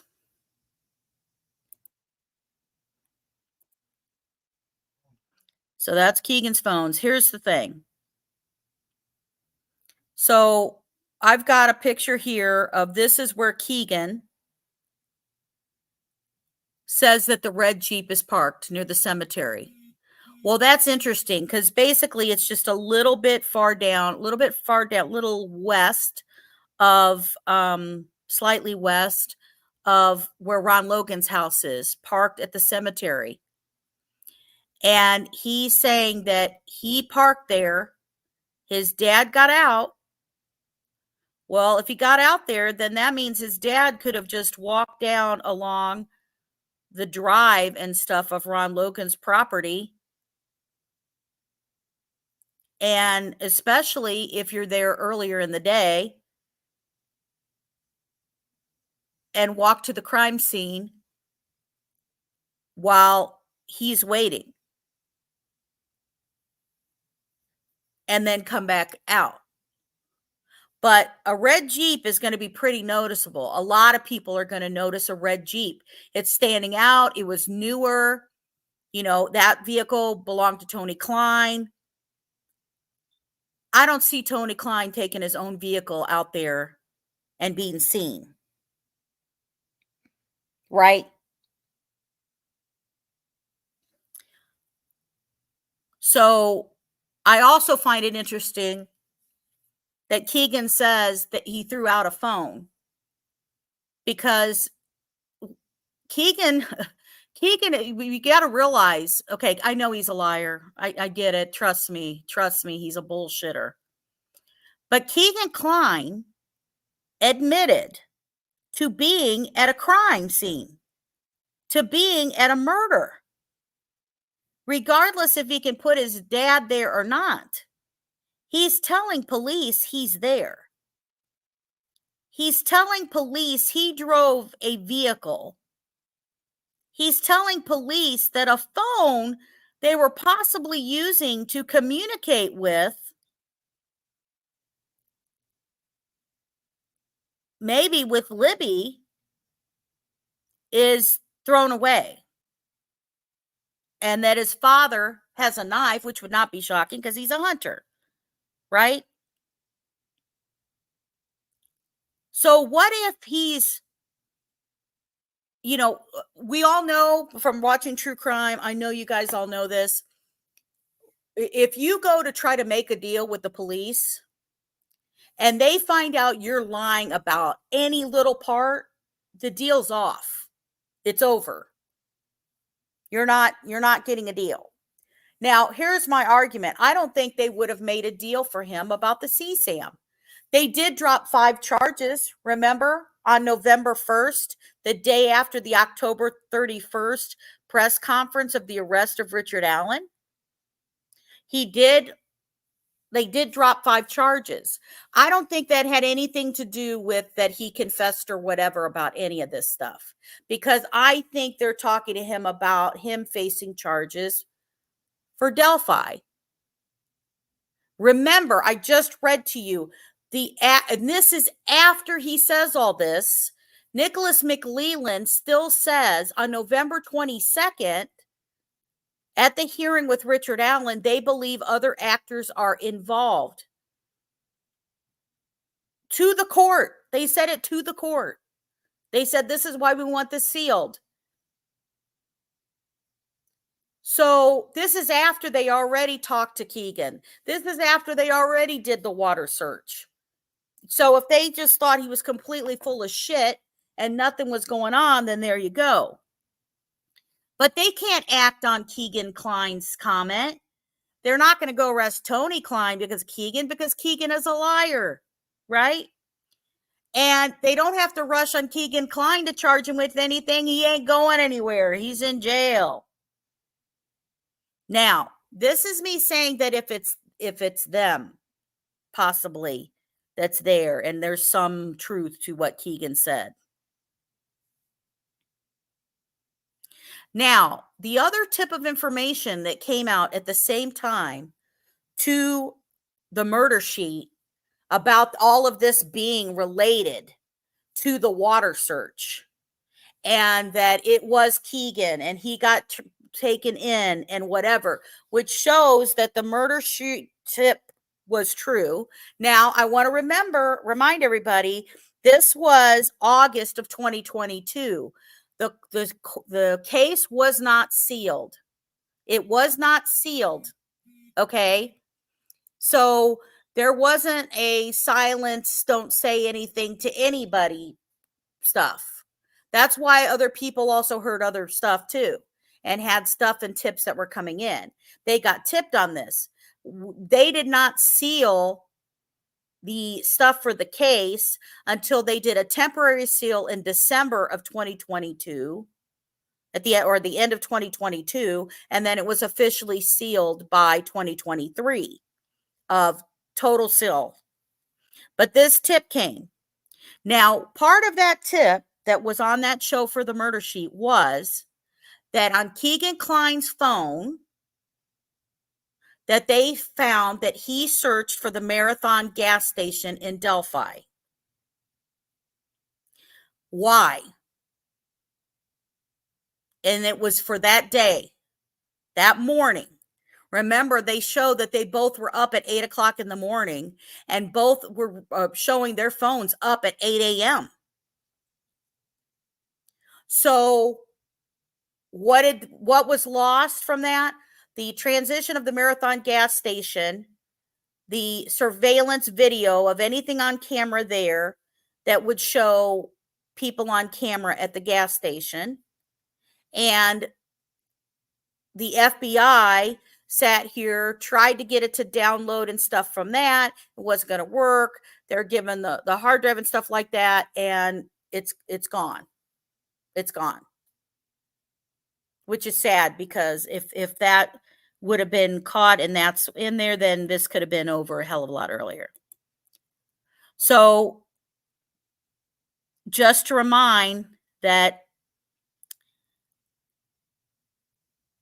this was the report that came out when they were doing the documents,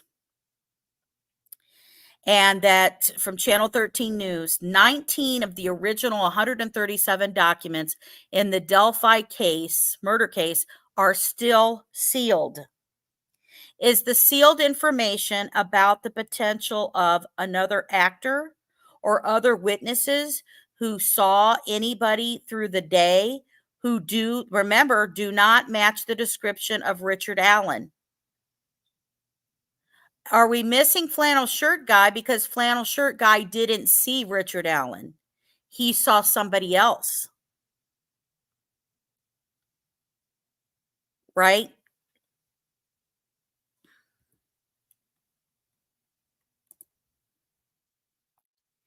So we talked about the other vehicle. So I want to show you this was in Keegan Klein's words when he was still trying to get a deal.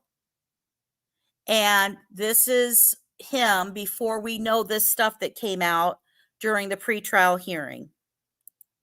I mean, do you feel you have information to speak with authorities on that case? I've already tried. They don't want to hear anything I have to say. So, and I've met with the prosecutor there, and I mean, yeah. You've met with Nick McClelland? Yeah.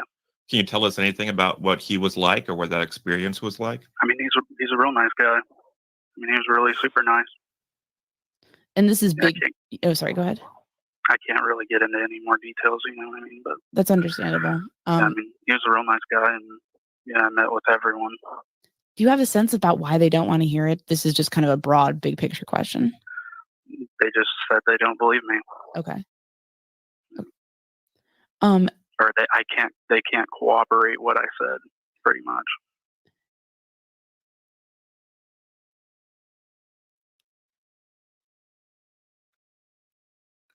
So they can't corroborate what he said. So let's talk about the purple PT Cruiser.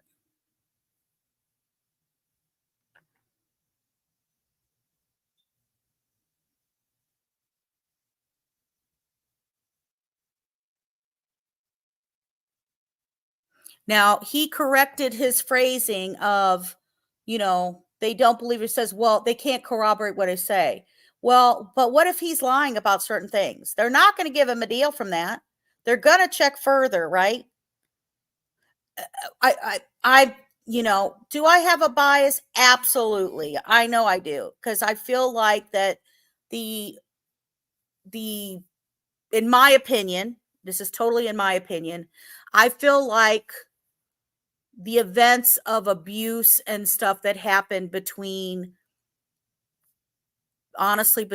Tony Klein, his children, his wives, his girlfriend, his comments,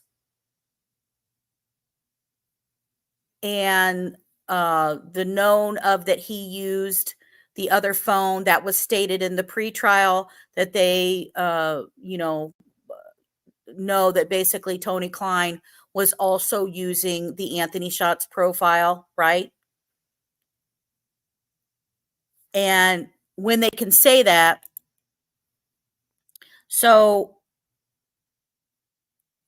we're going to talk about this purple PT Cruiser. I'm going to show you something that we've had for a very, very, very long time. And I mean, there's other people who showed this way back when, but I'm going to show it. So this is a vehicle that was shown on satellite parked at Paw Paw Pike. Okay. This is way back when. Now, is this a PT Cruiser?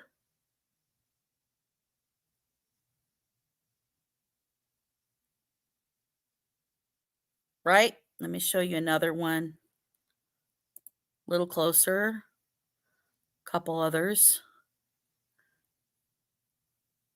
And this is from another shot that was taken.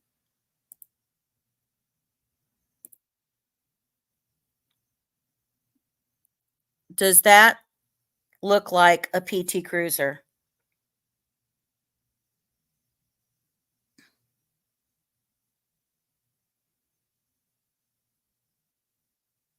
Right? Now, One, you know, when you try to enlarge it like this, when you get it off a thing, it's gonna look blurry. So that doesn't help. But and like I said, my eyesight's not great. That's why you can see of some stuff I make when I type it up and I can't see that it's there. So I don't know. Do these look like PT Cruisers? Because it is said, and other people who have provided, who have said they have stuff to confirm that Grandma Klein owns a purple PT Cruiser. Now, I will say this, purple PT Cruisers, I love the color purple. Thought the cars were pretty cool looking. They were pieces of shit. Okay, that's what's sad about it. They had trouble with it from when Chrysler made it. It's horrible. But let me show you what happened afterwards. So back in the day when stuff kind of came out about the purple PT Cruiser and everything, and then people were getting shots from satellite shots and stuff from the Paw Pike satellite and stuff like that. For some reason on the Google satellite view, if you now go to try to look at it, it is blacked out from the photo. You can't see it anymore. It doesn't even show like the drive and stuff in there. It doesn't even show the drive, the driveway as clear as it did before, right? So if we go back to, no. You know, original satellite view where you could clearly see the white and stuff of the drive. It doesn't show that.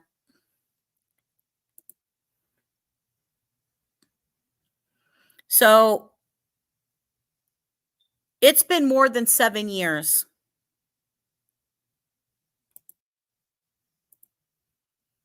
Now, me saying that there's someone else involved, that portion is not me just pulling it out of my ass.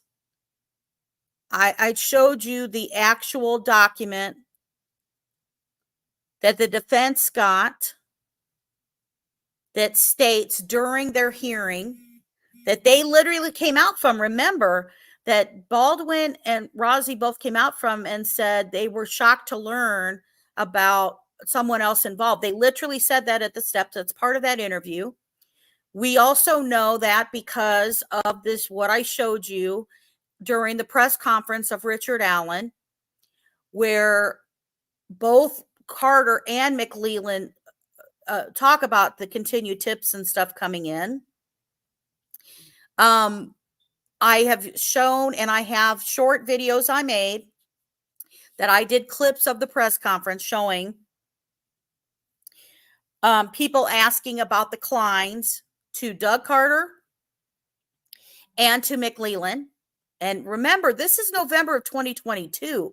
They had already talked to Keegan. They had already done the water search that was for 5 weeks at the Wabash River. So if they also thought he was full of shit, I would think by November of 2022, they may have been like, whatever. We're not sure, whatnot. But when they go to court with the attorneys of Richard Allen, they say they want to make sure they get everybody involved in the crime. And they say that they believe there's other actors with Richard Allen. So if there is someone else involved and there is no forensic evidence to support, they may need Richard Allen to talk, because they can't know who else is involved without Richard Allen saying that someone else is involved. They can't say that Tony Klein's involved because they can't believe Keegan. Although, And that this is why my speculation warning, and this is what keeps going to me. So I'm sharing this with you. I'm talking this with you, right? I'm going through this in my head with you. Okay. So please know I'm in the speculation portion of that, although I've already kind of thrown some out there as I go through it. So one thing that was shocking to learn about, that I was livid, pissed about when I heard it, was that during the revelation video that I did, if you haven't watched it, please do, about the pretrial hearing, was that they testimony of the gentleman who went through all the tapes and phone calls and stuff of Richard Allen with the 61 confessions, and that he found God and he wants to be able to come forward and talk and tell the truth and stuff like that, and that his wife isn't believing him, and his wife and his mother are be like, no, you know, stop talking, stop saying something, and all this kind of stuff. The one thing that we learned in part of that was that Richard Allen, when he was transferred to the Wabash Valley prison from Westville, apologized for killing Abby. Now, when I first heard that, I was so livid. Okay. And I was like, you know, how dare him, you know, sit here and he would, you know, not apologize for killing Libby and, you know, act like, oh, you know, whatever. And then I paused for a minute and I'm like, what if, I warned you of speculation, what if the reason he apologized for killing Abby is because he didn't kill Libby?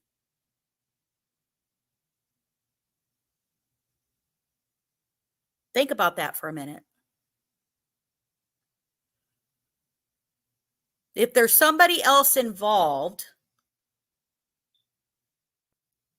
what if he didn't kill Libby? Now, again, that's total speculation. I'm there with you. I think there's evidence that he did this. I'm not saying that he didn't do it. Please, nobody think that for a minute. You know what I mean? And I think if they have the forensic DNA and stuff for that they show it, right? I think they can show that. Especially, I think there's going to be stuff in the car. Right? There's going to be stuff in the car. And stuff at the scene. Or, you know, they've been testing everybody ever since they've had potential other suspects. Right? Let me go out back this way. I don't want it to. If there's no forensic evidence, okay, or I'm sorry, if there is forensic evidence against Richard Allen, he can face the death penalty in Indiana. And I'm going to go through that, but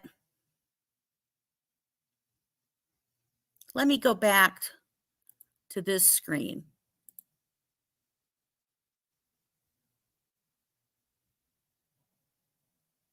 So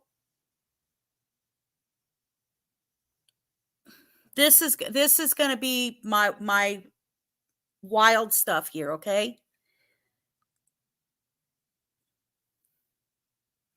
Keegan Kline, when he told the police what he did, gave up that his alibi and his dad's. So they have to figure out what to do. And Keegan is admitting that he has a different phone. He doesn't have his phone, but the phones are pinging in Peru. So what does that mean? That means they can't move on Tony, because if this is what happened, they are the other actors. I'm just saying this, please, no speculation. In my opinion, speculation going wild, please. I'm going through this with you. I'm talking this out with you, right? It's just you and me. We're just going through this right now. So Keegan gives up the alibi. He says a phone was thrown out. Do we know if a phone was found in the Wabash River? No. Now, there was another part of Wabash River other than in Peru that was searched. It was in Delphi. But the heads up was given that there's a search going on in Peru, right near the client's house, right?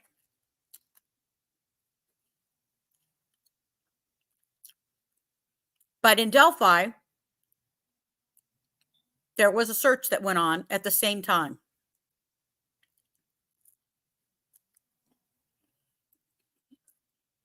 Only locals know about it.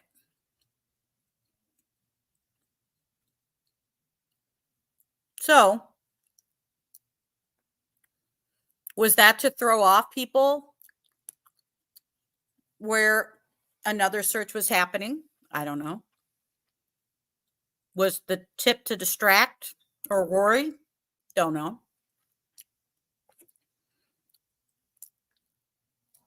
If they found something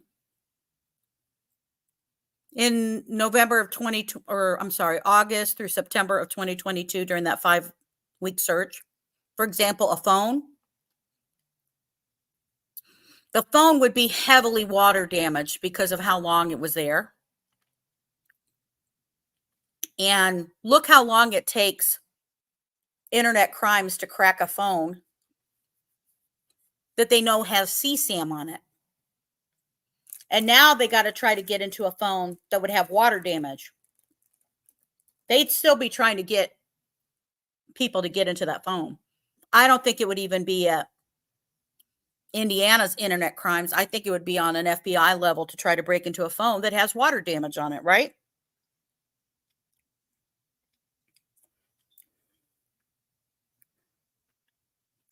So he gives up his alibi. He gives up Tony's. Tony can go, let's say they try to arrest Tony. Totals, this is speculation. Please no speculation. And in my opinion, speculation. So if Tony, let's say you're like, okay, why don't they go arrest Tony? Well, let's see. Tony can say that, oh, well, I had nothing to do with it. Keegan set up the Anthony shots. I was just covering for him because he wasn't home, although he doesn't drive.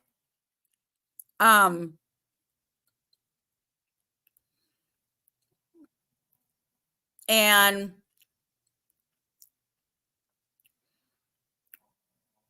you know, I was just covering for him. You know, the phones were in Peru. My phone's in Peru. I was there, but I took his phone with me.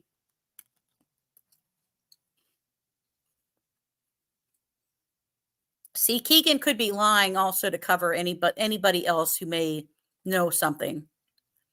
He may try to not get it, you know, even though grandma and grandpa don't know what the car's being used for.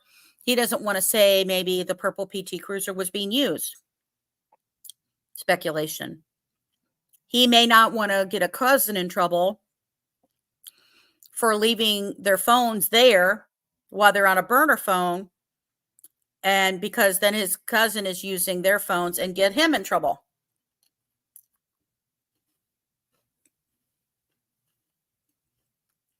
But Tony can say, if they have no DNA, that you're only using Keegan Klein's word, that my phone is showing pinged in Peru, even though it's at the cousin's house. My red Jeep wasn't shown on anything because I don't think Tony's that stupid.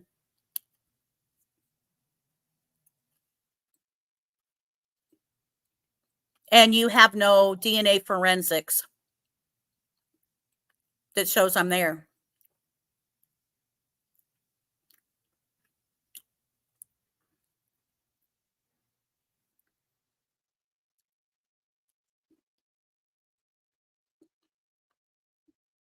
I'm going to even go wilder than that.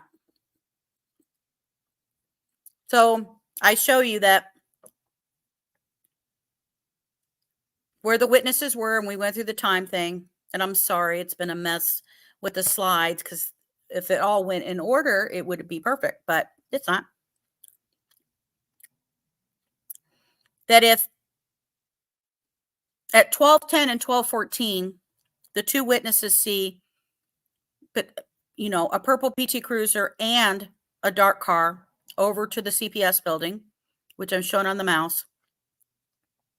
And then at 2:28 p.m., the Ford Focus is suddenly shown being at the Hoosier Harvest Store. But we know at 2:13 p.m., Libby's phone starts recording Abby, right? And a man starts walking that way, which I'm going to argue with the fact that maybe the reason Bridge Guy kind of waited and then started walking at 2:13 is because when our second witness pulled out of here, right, across from the mirrors, those cars could see that somebody pulled out, and there was nobody else in that parking lot.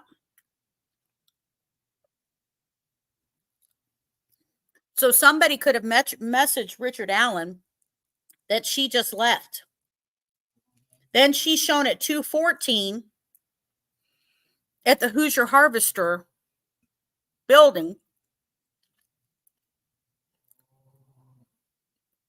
And then she goes by and she sees the dark car.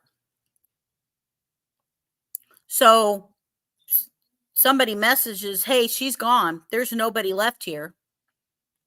So Richard Allen, before she's seen on that thing at 2:14, starts walking across the bridge towards the girls now, knowing that the only person who was there at that time just left, and there's nobody else at that parking garage. And now he's walking. Then Libby starts filming at 2:13 because now the guy's approaching them. He wasn't that till then. They go, he gets there. They're heard saying about a gun. Says go down the hill. They're still walking. They walk farther down, out of view from the bridge. They go down to the crime scene. Libby stops walking at 2:31 p.m.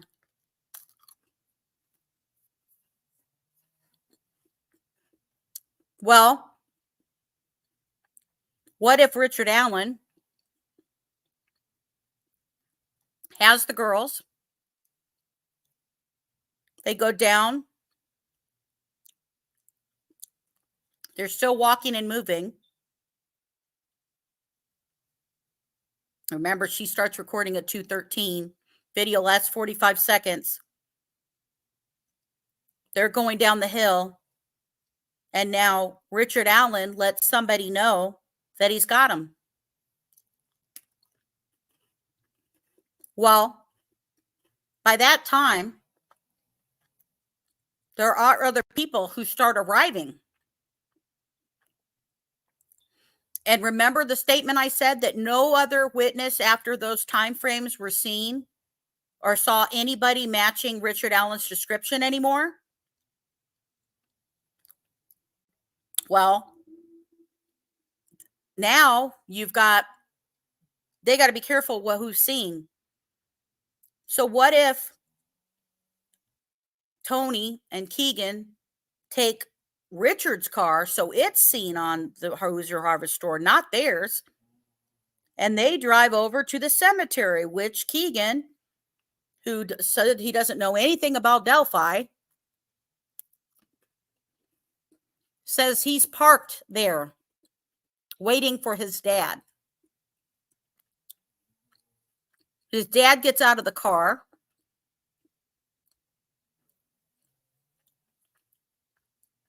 Tony walks down using Ron Logan's parking area, goes down his property to get where the girls are because they're only 1,400 to 1,500 feet from his house. So he's down there. He's not walking around for other people to be seeing him. He makes sure that there's nobody out. There's nobody seeing him. Sorry, my sugar's a little low, so I'm eating a graham cracker.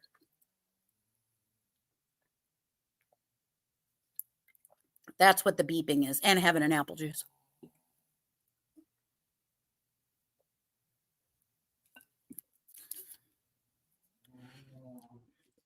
Damn diabetes.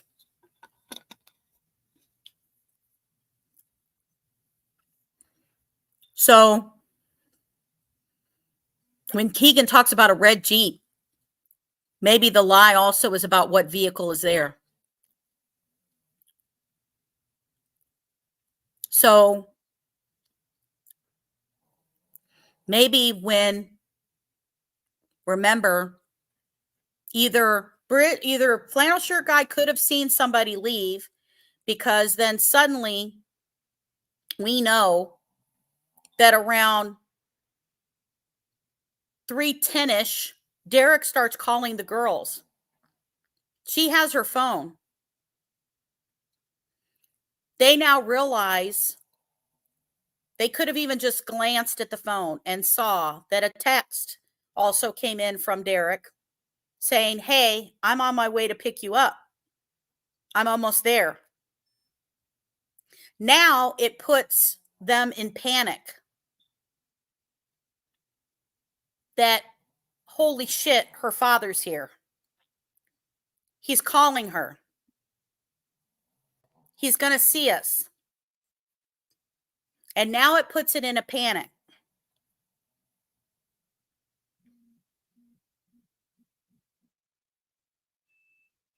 And you've got, and again, this is total speculation. I'm talking this out with you. I'm just putting this concept out there. I do want to hear your guys' feedback in the comments of this show, if you're watching it live or if you're watching it now. And I'll definitely look at the chat here in just a second to see what your thoughts are. Because another thing I thought of was, you know, what if did they cross the river?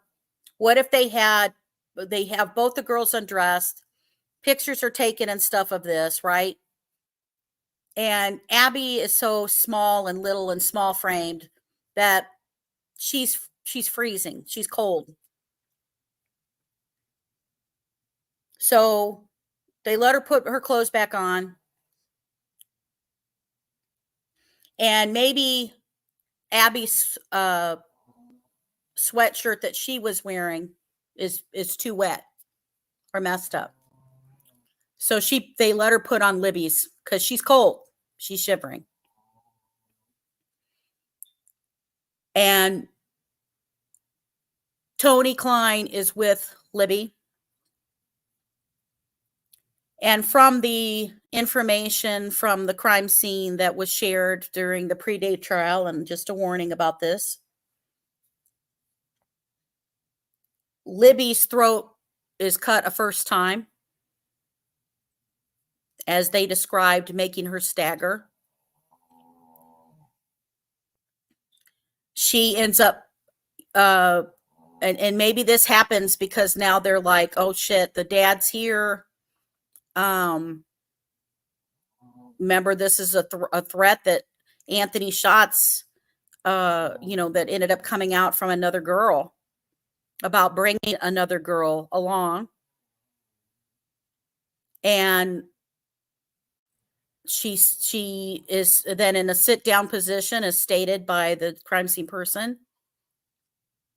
Her throat is cut a total of 3 times, but her throat is then cut again.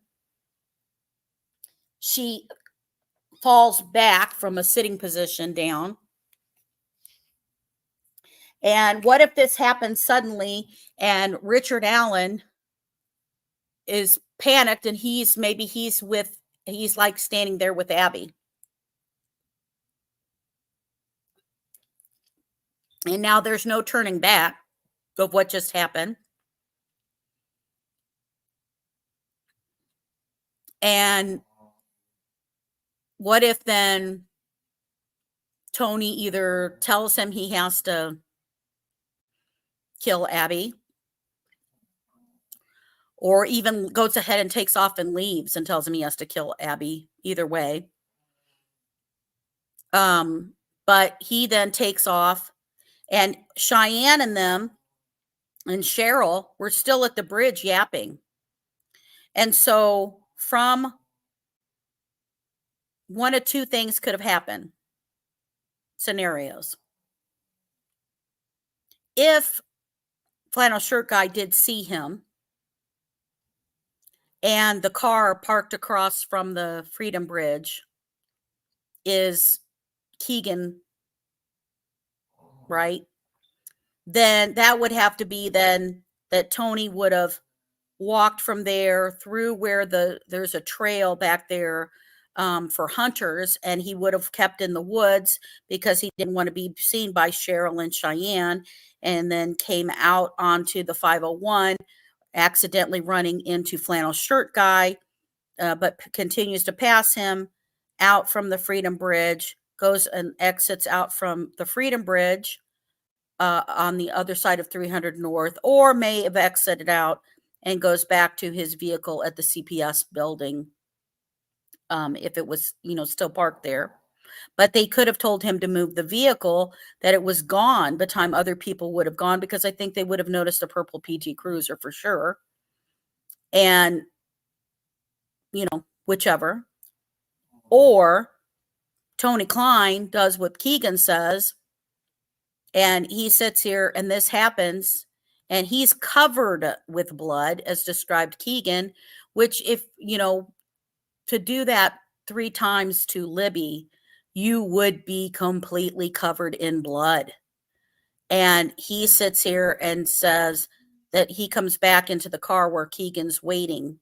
So if Keegan is at the cemetery in Richard Allen's car because Tony drove it over or had Keegan drive him over and drop me off, then he would have walked up back through Ron Logan's property, got into the passenger side of Richard Allen's car maybe, and that could be why there's blood on the passenger floor where they took swabs from, right? And then they drove Richard Allen's car back around, not going past the Hoosier Harvest Store, but drove it back around, came back over to the Hoosier Harvest Store, reparked Richard Allen's vehicle, took their own, and then went home. Now, and he said, they had a good time to Keegan, according to Keegan. So Richard Allen is still there with the bodies after Tony leaves. He's upset maybe that Tony left the bodies that way, and he tries to attempt to move Libby back farther to where Abby is. Her arm is up over her head because he's trying to use her arm to slide her. He's trying to do that. They say that there are drag marks and stuff that were left at the scene.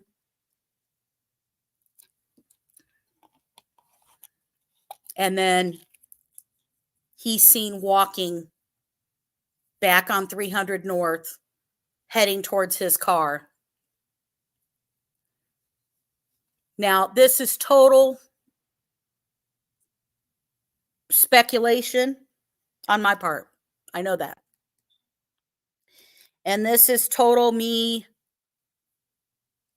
believing that Keegan Klein said they were there. But I have a problem with trying to, all the goddamn coincidences we have in this case, and then an actual confession from him putting himself at a crime scene, him giving up his alibi of where he is, not that he's not at his grandparents' house, him giving up the alibi of his dad saying that he's at the grandfather's house, and something not being true, and that the authorities believe there are other people involved, not just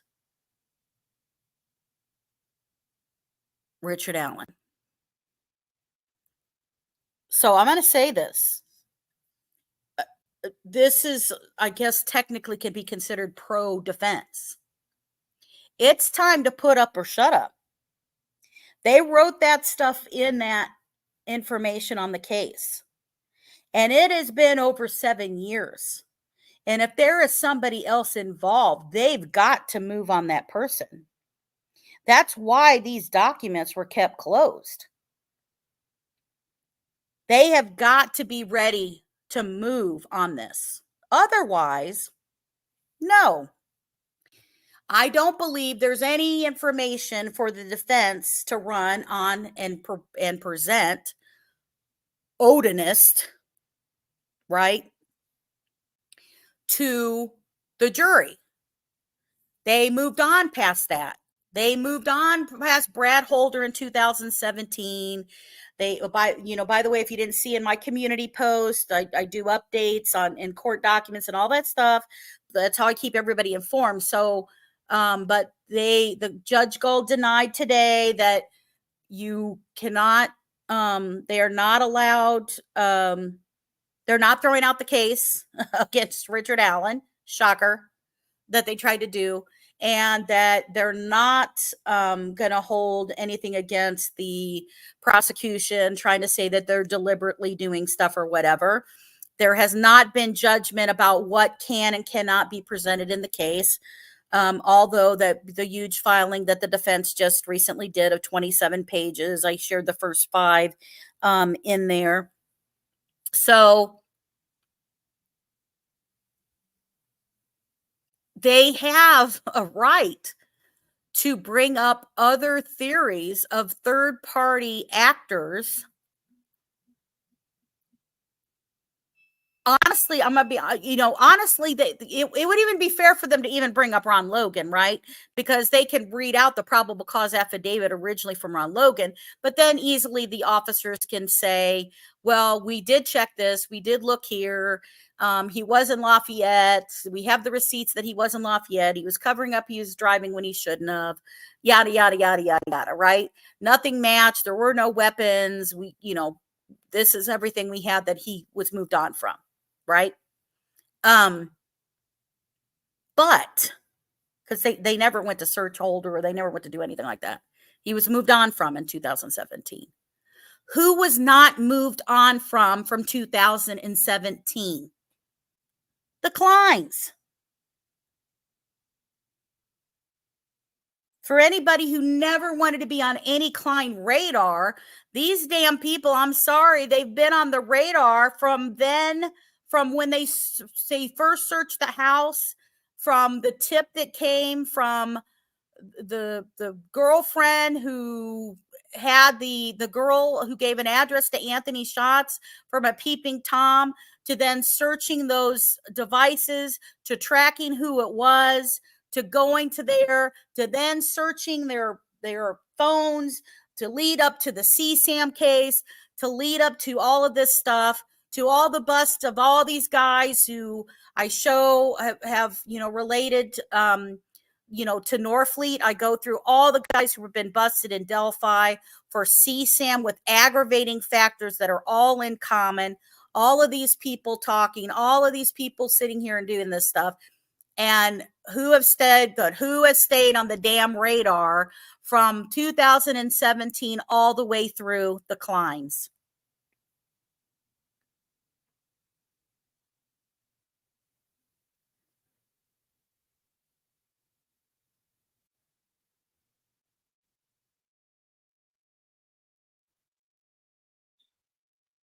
right?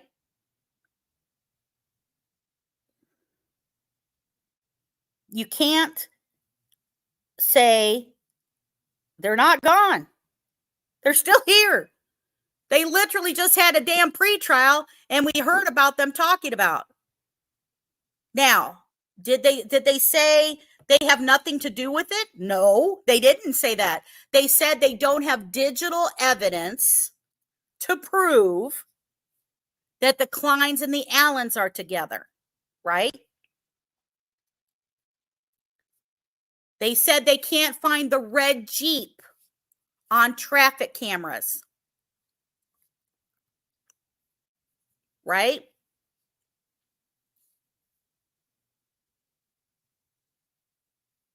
And they believe that Keegan, when he said the statement, because they searched the goddamn river for 5 weeks. Sorry, this just gets me frustrated.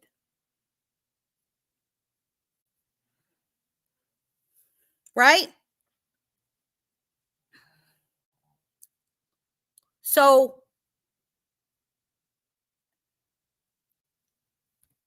if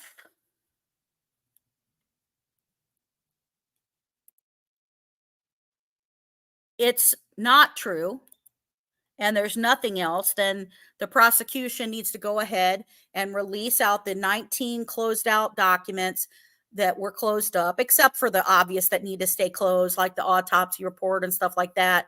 You know, although we did have some stuff that was shared. And when they do, then that would be out there, and then they can say, nope, you can't bring up any third party people because we've said that there isn't anything. Richard Allen is the lone actor. Right? So let me show you this. So Richard Allen has a total of 4 charges of murder. He has 4. 2 were the original filing, which were for felony murder, which is basically murder that you do while you're committing another act, right? So kidnapping is a felony act, and if people end up murdered because you committed that felony act, you're guilty. Right? They can find you guilty. Then they added on, which I believe was a strategic plan to do so, in my opinion. I'm not an attorney. Don't try to do that. I'm just a person talking to you on YouTube. It's like we're talking on the phone, people. I'm just yapping with you right now, saying what if. I know I'm going out there, but it's bugged me. So I got to share it with you. I got to share it. I can't not. Okay? I think strategically they turned around and then added these 2 murder charges, straight murder, not felony murder. And the reason that I say that is because, okay, first of all, we don't have different degrees of murder in Indiana. Okay. I'm showing you one of the charging documents that are here, and, you know, what they were charging him stuff with. And they have one for each of the girls. So when you look at this, you know, it's considered, you know, an unclassified felony. Like I said, I put the info to the left of your page right there. It can have 45 to 65 years in prison. Right? And that's for felony murder. And it's generally the same also for regular murder. And both of them in Indiana are felonies. And they carry about the same amount of time. Right? As far as years. Now, the felony murder, you have to be committing a different act. And then the straight murder, they obviously show. So I know it's not going to let me do this that I want to, so I'm going to just click it over here. So let me show you about the death penalty.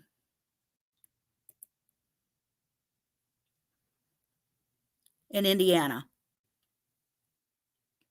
In Indiana, death penalty.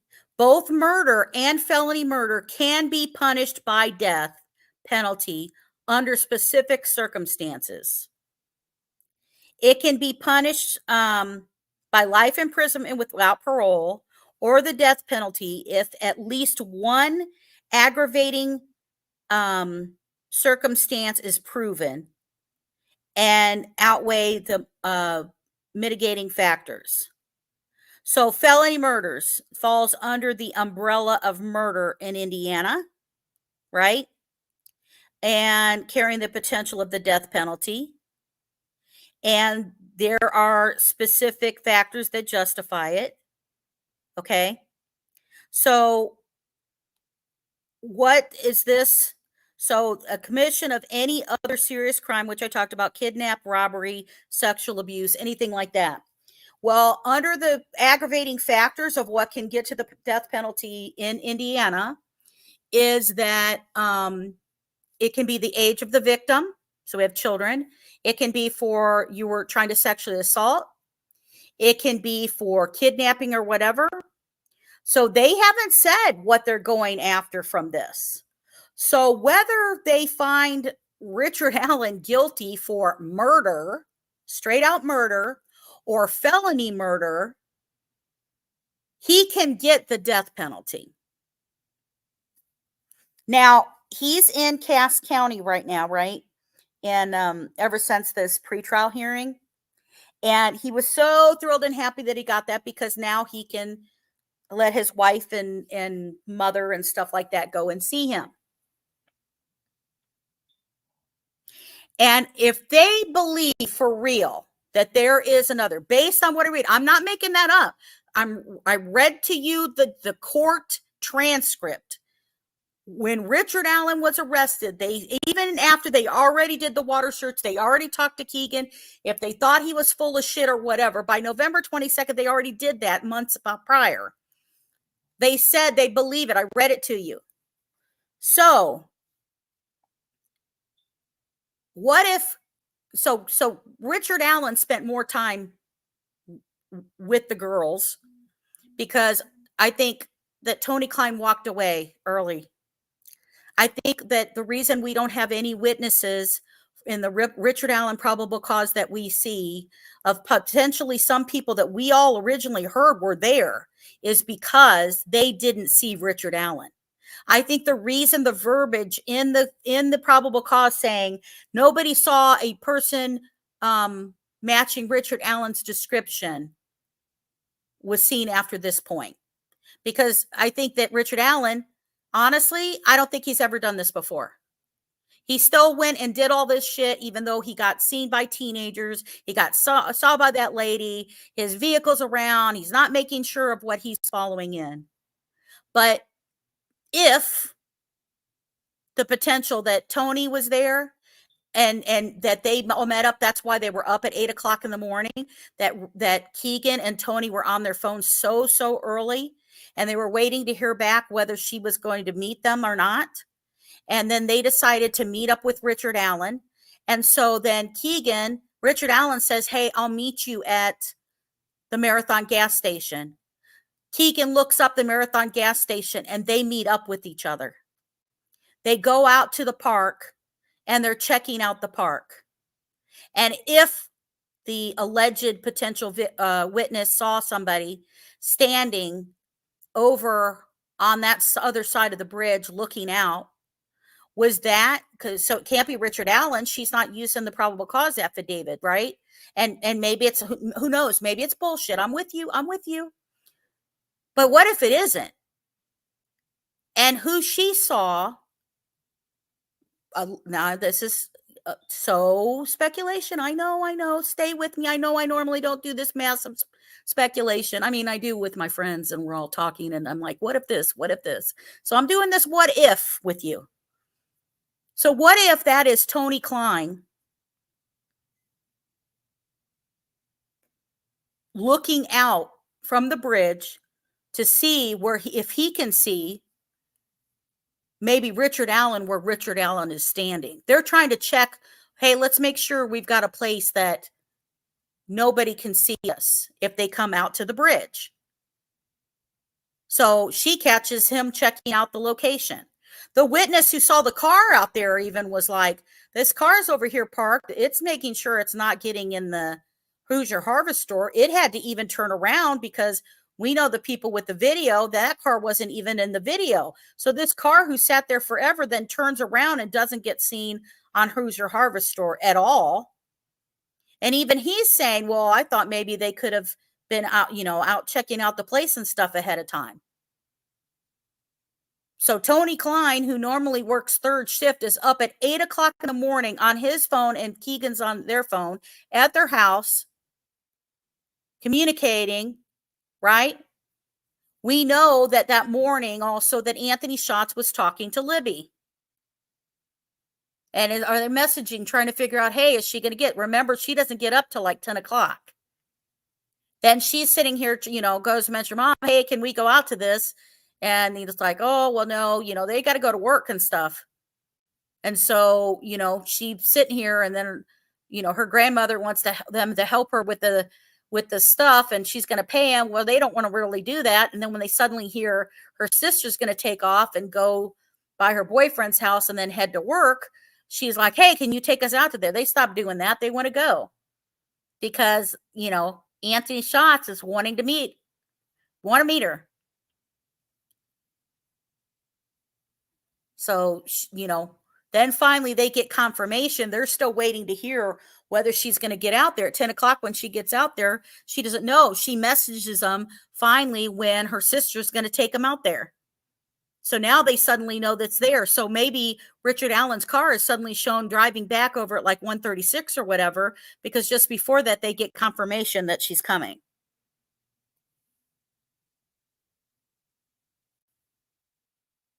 But if they don't have any DNA, and this is alleged speculation, in my opinion, they don't have DNA except for Richard Allen. They can't move on anybody else with just Keegan Klein, the known liar's word. They don't have to rush to charge Keegan Klein. He's in jail. His butt's not going anywhere. And if he's making a deal, he's not making a deal for CSAM now, guys. He's making a deal that he screwed up because he didn't tell the complete truth at the beginning, probably. Or in his own words, they can't corroborate his story. They can't prove it. They don't see a red Jeep. Their phones are pinging over there, right?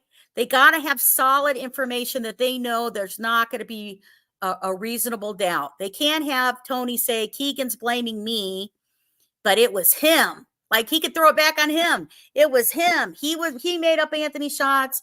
He went to go meet out there. He was there. It's his phone. There's no DNA of mine out there. Blah, blah, blah, blah, blah, blah, blah. Although, again, it screws up his alibi.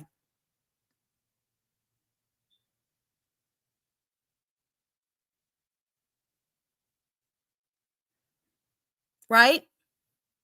So we already know that Richard Allen is trying to confess because he said he found Jesus.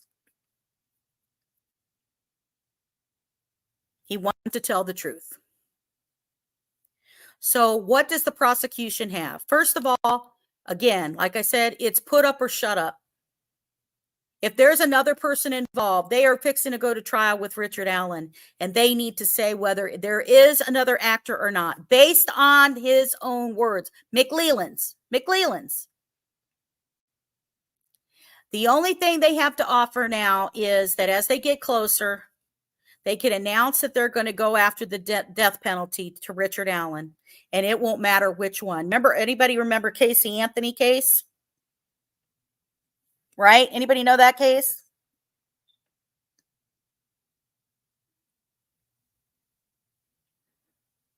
So Casey Anthony got off because based on the way they charged her, and they gave a wiggle room with the way they were charged her, right? So now, either way, he can get the death penalty. He now is closer to his family. He can see his family. So the prosecutor can go sit down and say, okay, we want you have to give up everything. We have to know exactly how it happened. We need to know how you knew the girls were going to be there. Did you have any communication? Was anybody else involved? Did anybody else set this up for you? You have to tell the full truth, and we'll do this for you, Richard Allen. We'll make sure you're in a prison that's close to your family, for they can visit you, and we'll take the death penalty off the table. Do I think they'll go any lower than that? I don't know. They'd have to know that, you know, I don't know. There'd have to be like a weird circumstance that somehow they're like, you know, somebody else actually killed him and he was there or whatever. I always wondered, because the way the phrasing was about that he was in a fight and that his face looked like that he was in a fight, you know, it's just, I've just always wondered about that. But I think if they offered that, look, Richard Allen, we will let you be able to continue to see your wife, continue to see your mother. He can sit here and be at peace with what he thinks he needs to by saying the truth of what happened. Remember what he told his wife?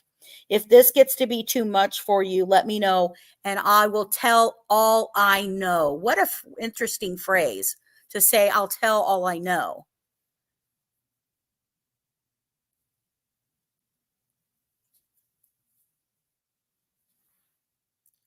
I don't know. I'm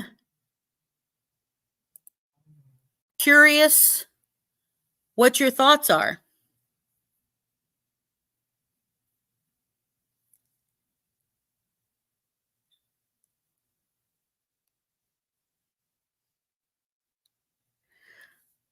Oh, hello, Faye. Hi, Veronica. Welcome, welcome, everybody.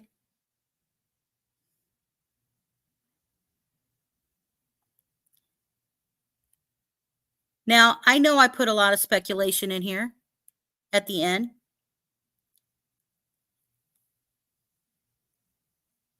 And you know, but the client or the clients that I've been suspicious of the whole time, you know, to be honest with you, I feel like I have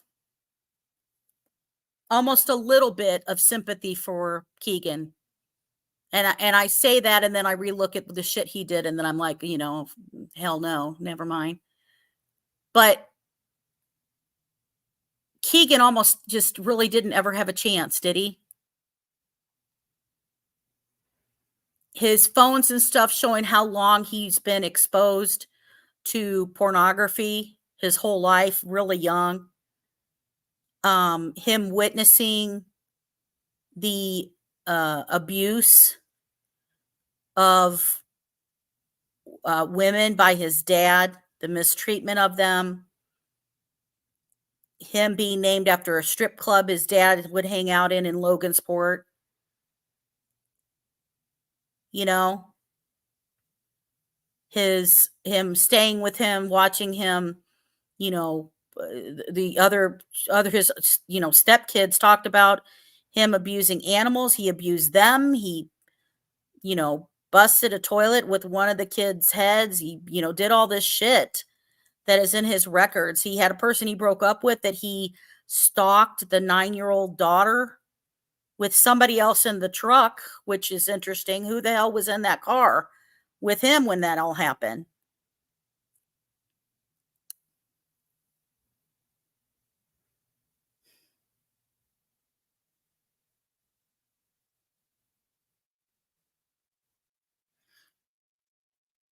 He doesn't, I mean, Keegan doesn't really realize how abnormal he is. And he was totally dependent on his dad. And I always said, when just the stuff came out about him being at the gas station, I'm like, even if he's at the gas station, he wouldn't sit at that gas station for Richard Allen. He'd do it if his dad told him to do it.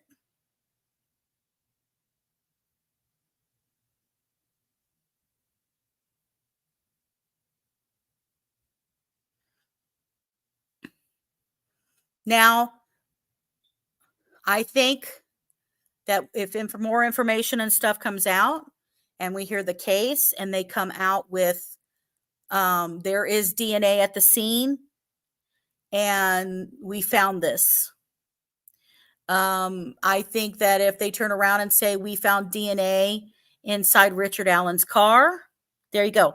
You cannot give up the explanation of showing that they literally show Richard Allen's car, driving at the time that he's with the girls. Then there has to be somebody else involved. Am I wrong? I mean, tell me what you guys think. Right?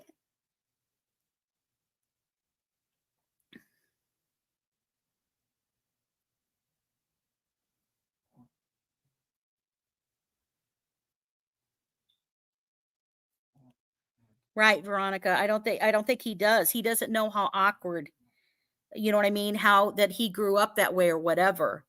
And if you have, a parent who has exposed you to this type of stuff, I mean, Keegan says that when he's younger, how he brings a girl home and then his dad ends up having sex with that girl. And remember, Emily Ann and stuff was talking to people and they're pretending to be a girl. And it was like, oh, hey, would you have sex with my father? He's 45. He wants to know if you'd have sex with a 45-year-old. Oh, and da-da-da-da-da-da. Who the hell do you think that is? Keegan's not, Keegan, I guess, technically could for his dad. It's not Keegan saying, will you have sex with a 45-year-old? Yes, Mama Bear, I absolutely know what you think.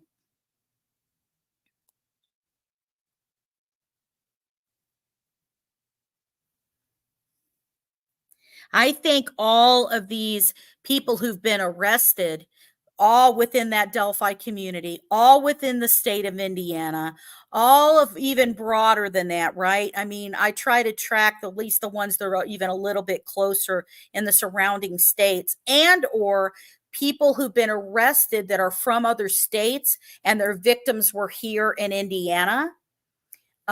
Because I'm like, well, wait a minute. Okay. And they got busted for the CSAM and all this stuff. I mean, I think that's how Keegan made money. Because he never went to work a day in his life. He was on the computer all the time. He never left. He had a Dropbox. We have other people busted for selling, selling records and stuff from that. He had a photography business that he called it. He named his phone after one of the things. He had a Dropbox that had the shit and stuff in it, and he could be selling all of the stuff. And they have it in there.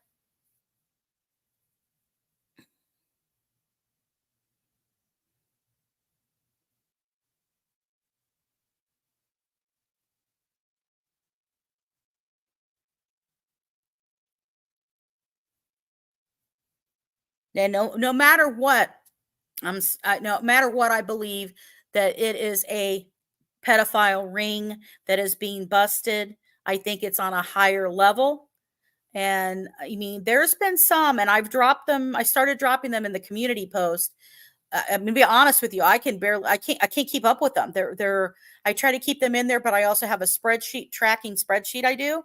And I keep them all. So I have them in a file, but to move them over to that tracking spreadsheet, it is hard for me to keep up with because I'm tracking with when their cases were first looked at, when they were open, what years they were doing what they were doing, and then, their names, what towns and stuff they were in, what their ages were to kind of keep track of all that stuff.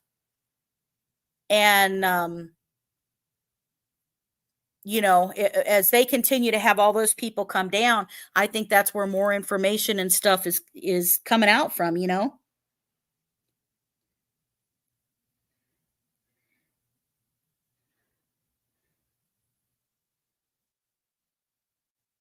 You just, I can't look at that car moved when the person is with the girls and not say somebody else is involved. Now, it may not be the Kleins. Maybe I'm there now, but there, come on now. Everybody knows there's too much coincidence between the Anthony shots and the Kleins from the very beginning, communicating with Libby that day, even stating to her friends, oh, I was supposed to meet her, but she didn't show up. Well, how stupid is that? Tell me that doesn't sound like a Keegan Klein replying to something that he shouldn't. He saw it and he replies back, oh, well, you know, I was going to meet her, but she didn't show up.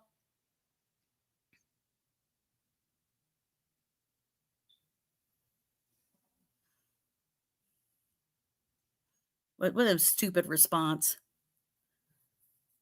You know?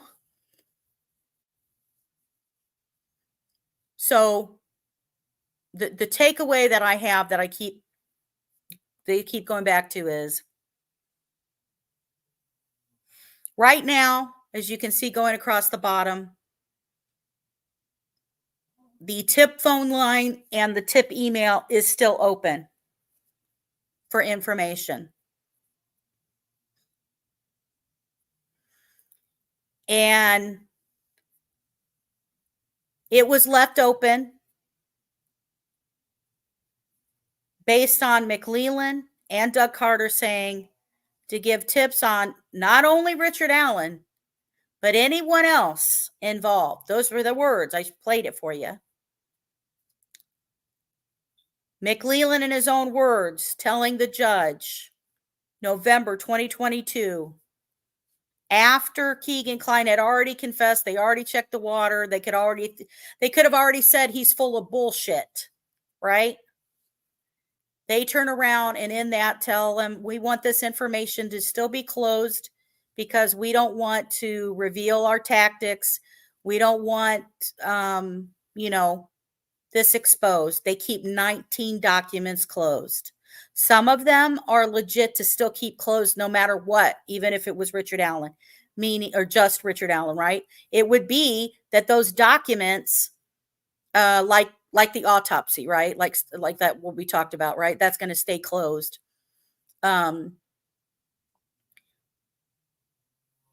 So in my opinion, and I hate to say it, but it's true legally, Richard Allen's defense team has every right to bring up a third party, not Holder, in my opinion, not the Odinist, in my opinion. I think all this money and shit that they did for raising money for expert witness, the expert witness they put on the stand sucked ass. Okay, flopped.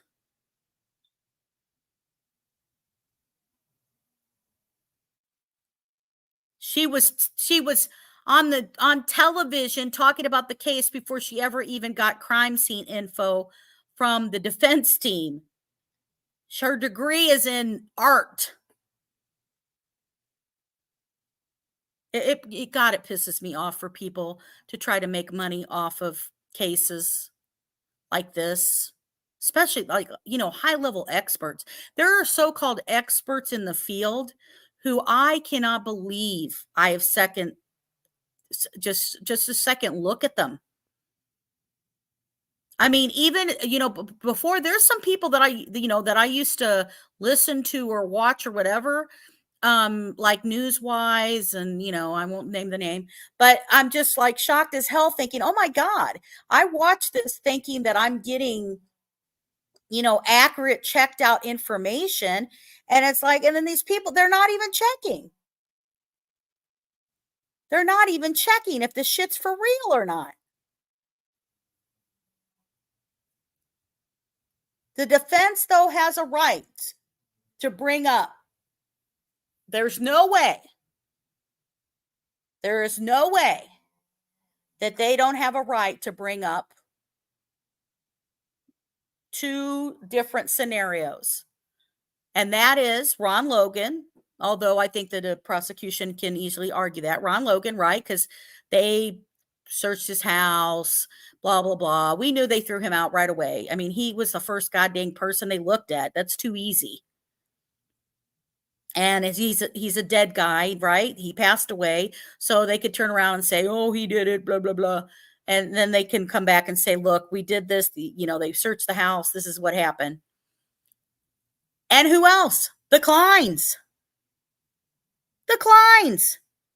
Somebody tell me why they wouldn't use the Kleins.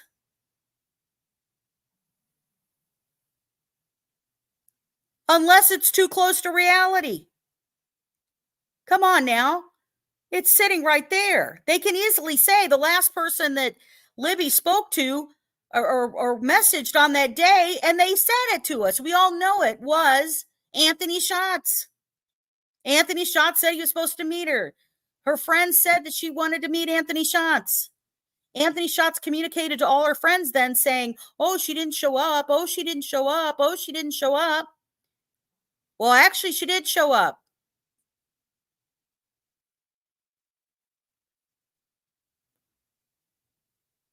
How easy is that as a defense, guys? Okay, pretend you're an attorney.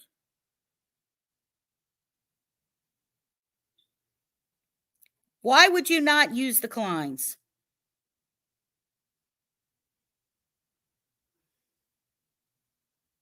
Why?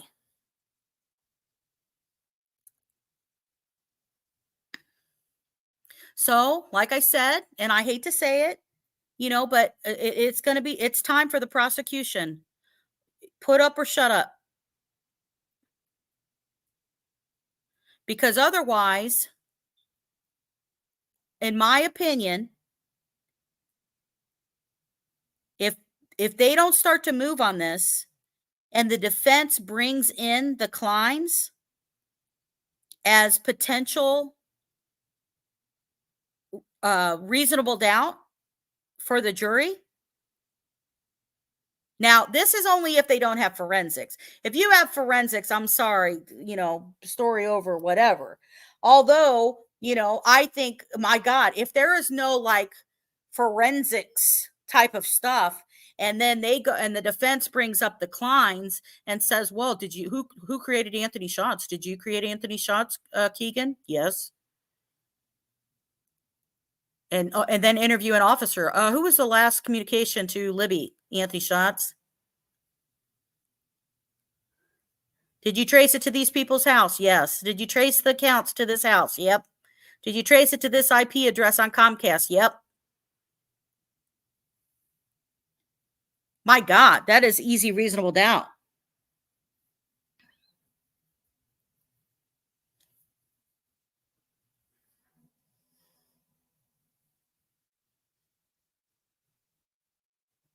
So they're gonna have to move and stuff on that. Either at this point, come on, look how long it's been. Over 7 years. Either it is or it isn't. They're either in or they're out.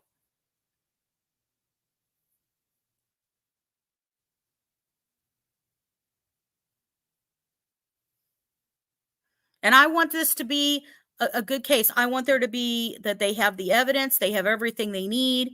They're going to move forward and stuff on it.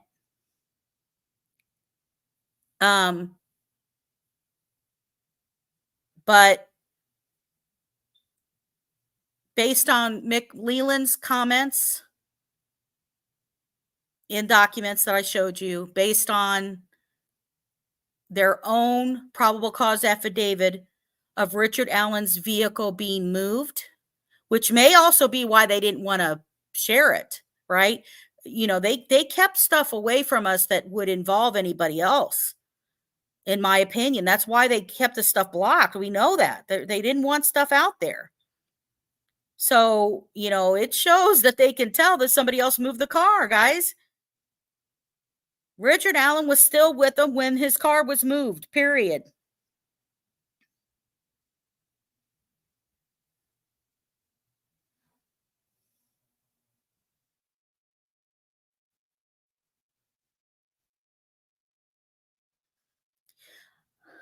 I really feel like that, who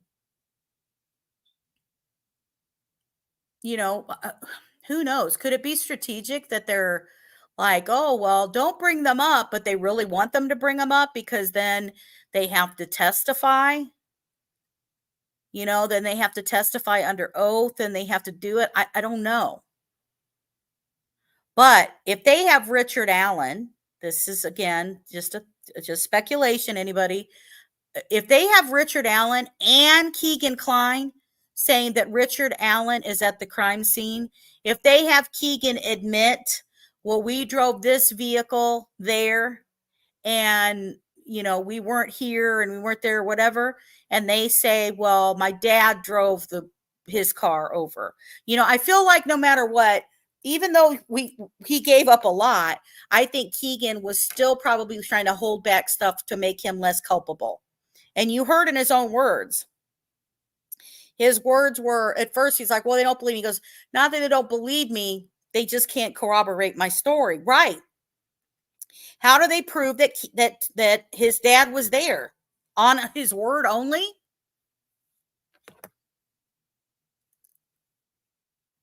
Now, if they think any other witnesses saw somebody, I don't know.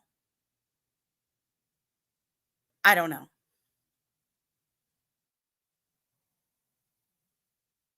So this is what stuff had put together. I am really sorry I had trouble with the stupid slides today. You know what I mean? Yeah, Mariah. Liars do. They tell half truths. So that's why I feel like there's a little bit of the truth in what he said, right? There's a little bit of truth.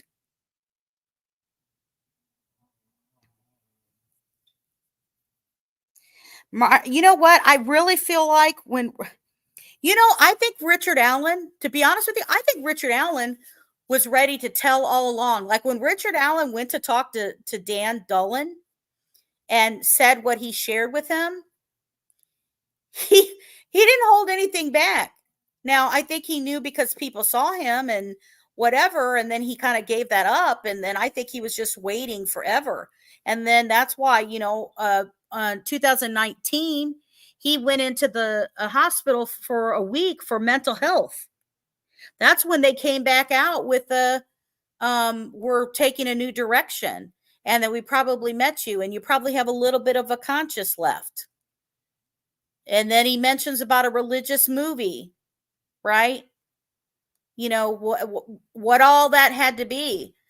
And I think that it was just eating him alive, and that he felt responsibility. And if he has, mental health issues, and then they finally bust him and they come to his house and he's busted and stuff for it, I think that's why they were trying to throw the second interview away, because I think he admitted more to the officer and probably than the defense wanted.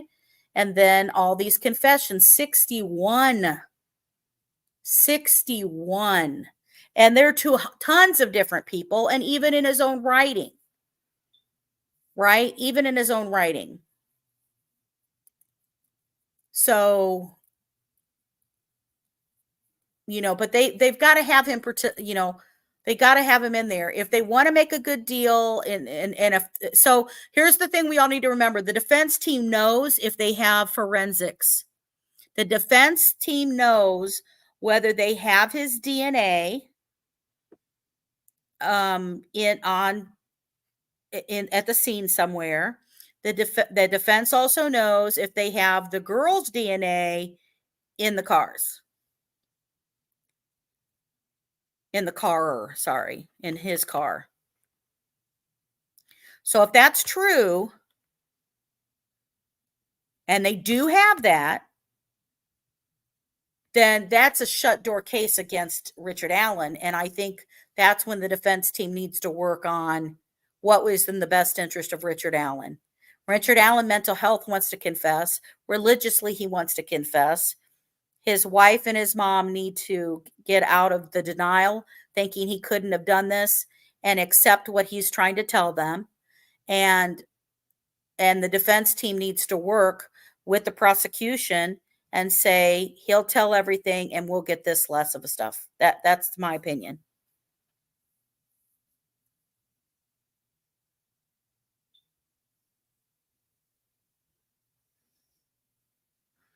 Yeah. But we're running out of time. It's August. The trial is in October. If they're going to move on somebody else, they need to do it now. If they're going to move, they need to do it. The offer needs to start happening. The last piece that's going to come out, which will be interesting, is we're waiting for the judge's decision on will they allow third party. And I think they will. I think she has to. She can say not Odinist, but if he talks about anybody else, I think the Ron Logan and like I said, the Kleins are fair game. So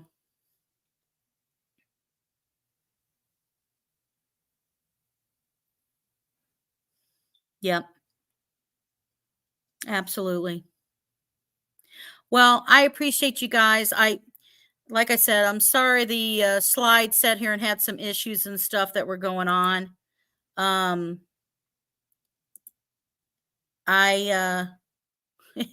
It would have been beautiful if it would have flipped in the order I wanted it to. I don't know what it was doing. But I wanted to talk to you guys about what I was looking at, what I saw. Originally, I was going to do a short about flannel shirt guy. That's what this was going to be. It was just going to be a short video of, hey, what happened to the flannel shirt guy? Right? That's all of it. And then I sat there and thought about it, and I'm sitting here, and then for a week, I'm going back through everything. I'm re-looking through back everything. I'm re-looking back through the timeline. I'm looking at all the stuff. You know, going through everything. And I'm like, oh my God, this turned into way bigger than a short. Well, thank you, Veronica. I don't know if you're being sarcastic or not. Well, I appreciate everybody being here. I appreciate your support. As I shared with you before, I'm not a monetized channel at all. For reasons of what YouTube restrictions are, that they don't let you say if these two girls got murdered. I don't want to use the word unalive. That is against what happened and minimizes what happens to people when you say that, right? And also, you know, when you talk about, you know, somebody being sexually assaulted or anything like that. So, but I don't go through that stuff and all that crap. But I do love it when you guys like the videos. That helps, because since I'm not monetized and YouTube isn't making money off of me, they don't put my stuff out there like they do for other people's stuff. You know what I mean? And so they don't let it hit for people to catch on to and check. And so you liking, you subscribing means a lot to me. It's like your dollars, right? Instead of dollars, do the like, do the subscribe. I will keep an eye out for any updates about what they say about the third party stuff. I have shared info about the Indiana State Police is launching help and assistance for long-term missing cases. They're starting in the northeast part of the state. If you need that phone line for it, please go to my community page. I have the release about it. It has the phone number and or an email address that is an automated answer. Only family members can call about the long-term missing. They're going to spread farther from the northeast side later of Indiana. So please, if you don't be upset if you're not in the section yet that they're going through. So, you know, we're talking Fort Wayne and Anderson, Muncie, all those kind of areas. Send a message to them. Please share that. If you have a channel, especially if you're an Indiana creator, please, please, please go to my community page and share that with your people so that they know the phone number and stuff like that to get out. They're going to continue to spread. I will let you know when they reach out to the other areas also.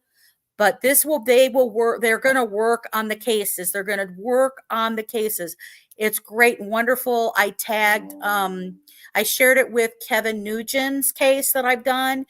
The missing case out of Fort Wayne, it's a cold case. You know, hopefully we'll get answers from that. God rest his dad's soul, who had passed away. He had been on the show. So, you know, trying to get answers for his son. And, you know, he passed away from a brain tumor, and he had worked so hard forever trying to get answers for Kevin Nugent. So if you know anybody who has missing or whatever, please check out community pages. You want to see court documents, constant updates about cases, missing children, CSAM people getting busted. I usually put just the worst, not the smaller ones. Eventually I'll do another show just with the CSAM people again. I'm trying to keep out with that, but so, you know, please, you know, please make sure just to share. I think that's great news, finally, that people are going to get that kind of help. I want to thank everybody for being here. Thank you for the rewatch crew who's out there. And thank you guys for making sure that justice is served daily. Good night, everybody. Thank you so much.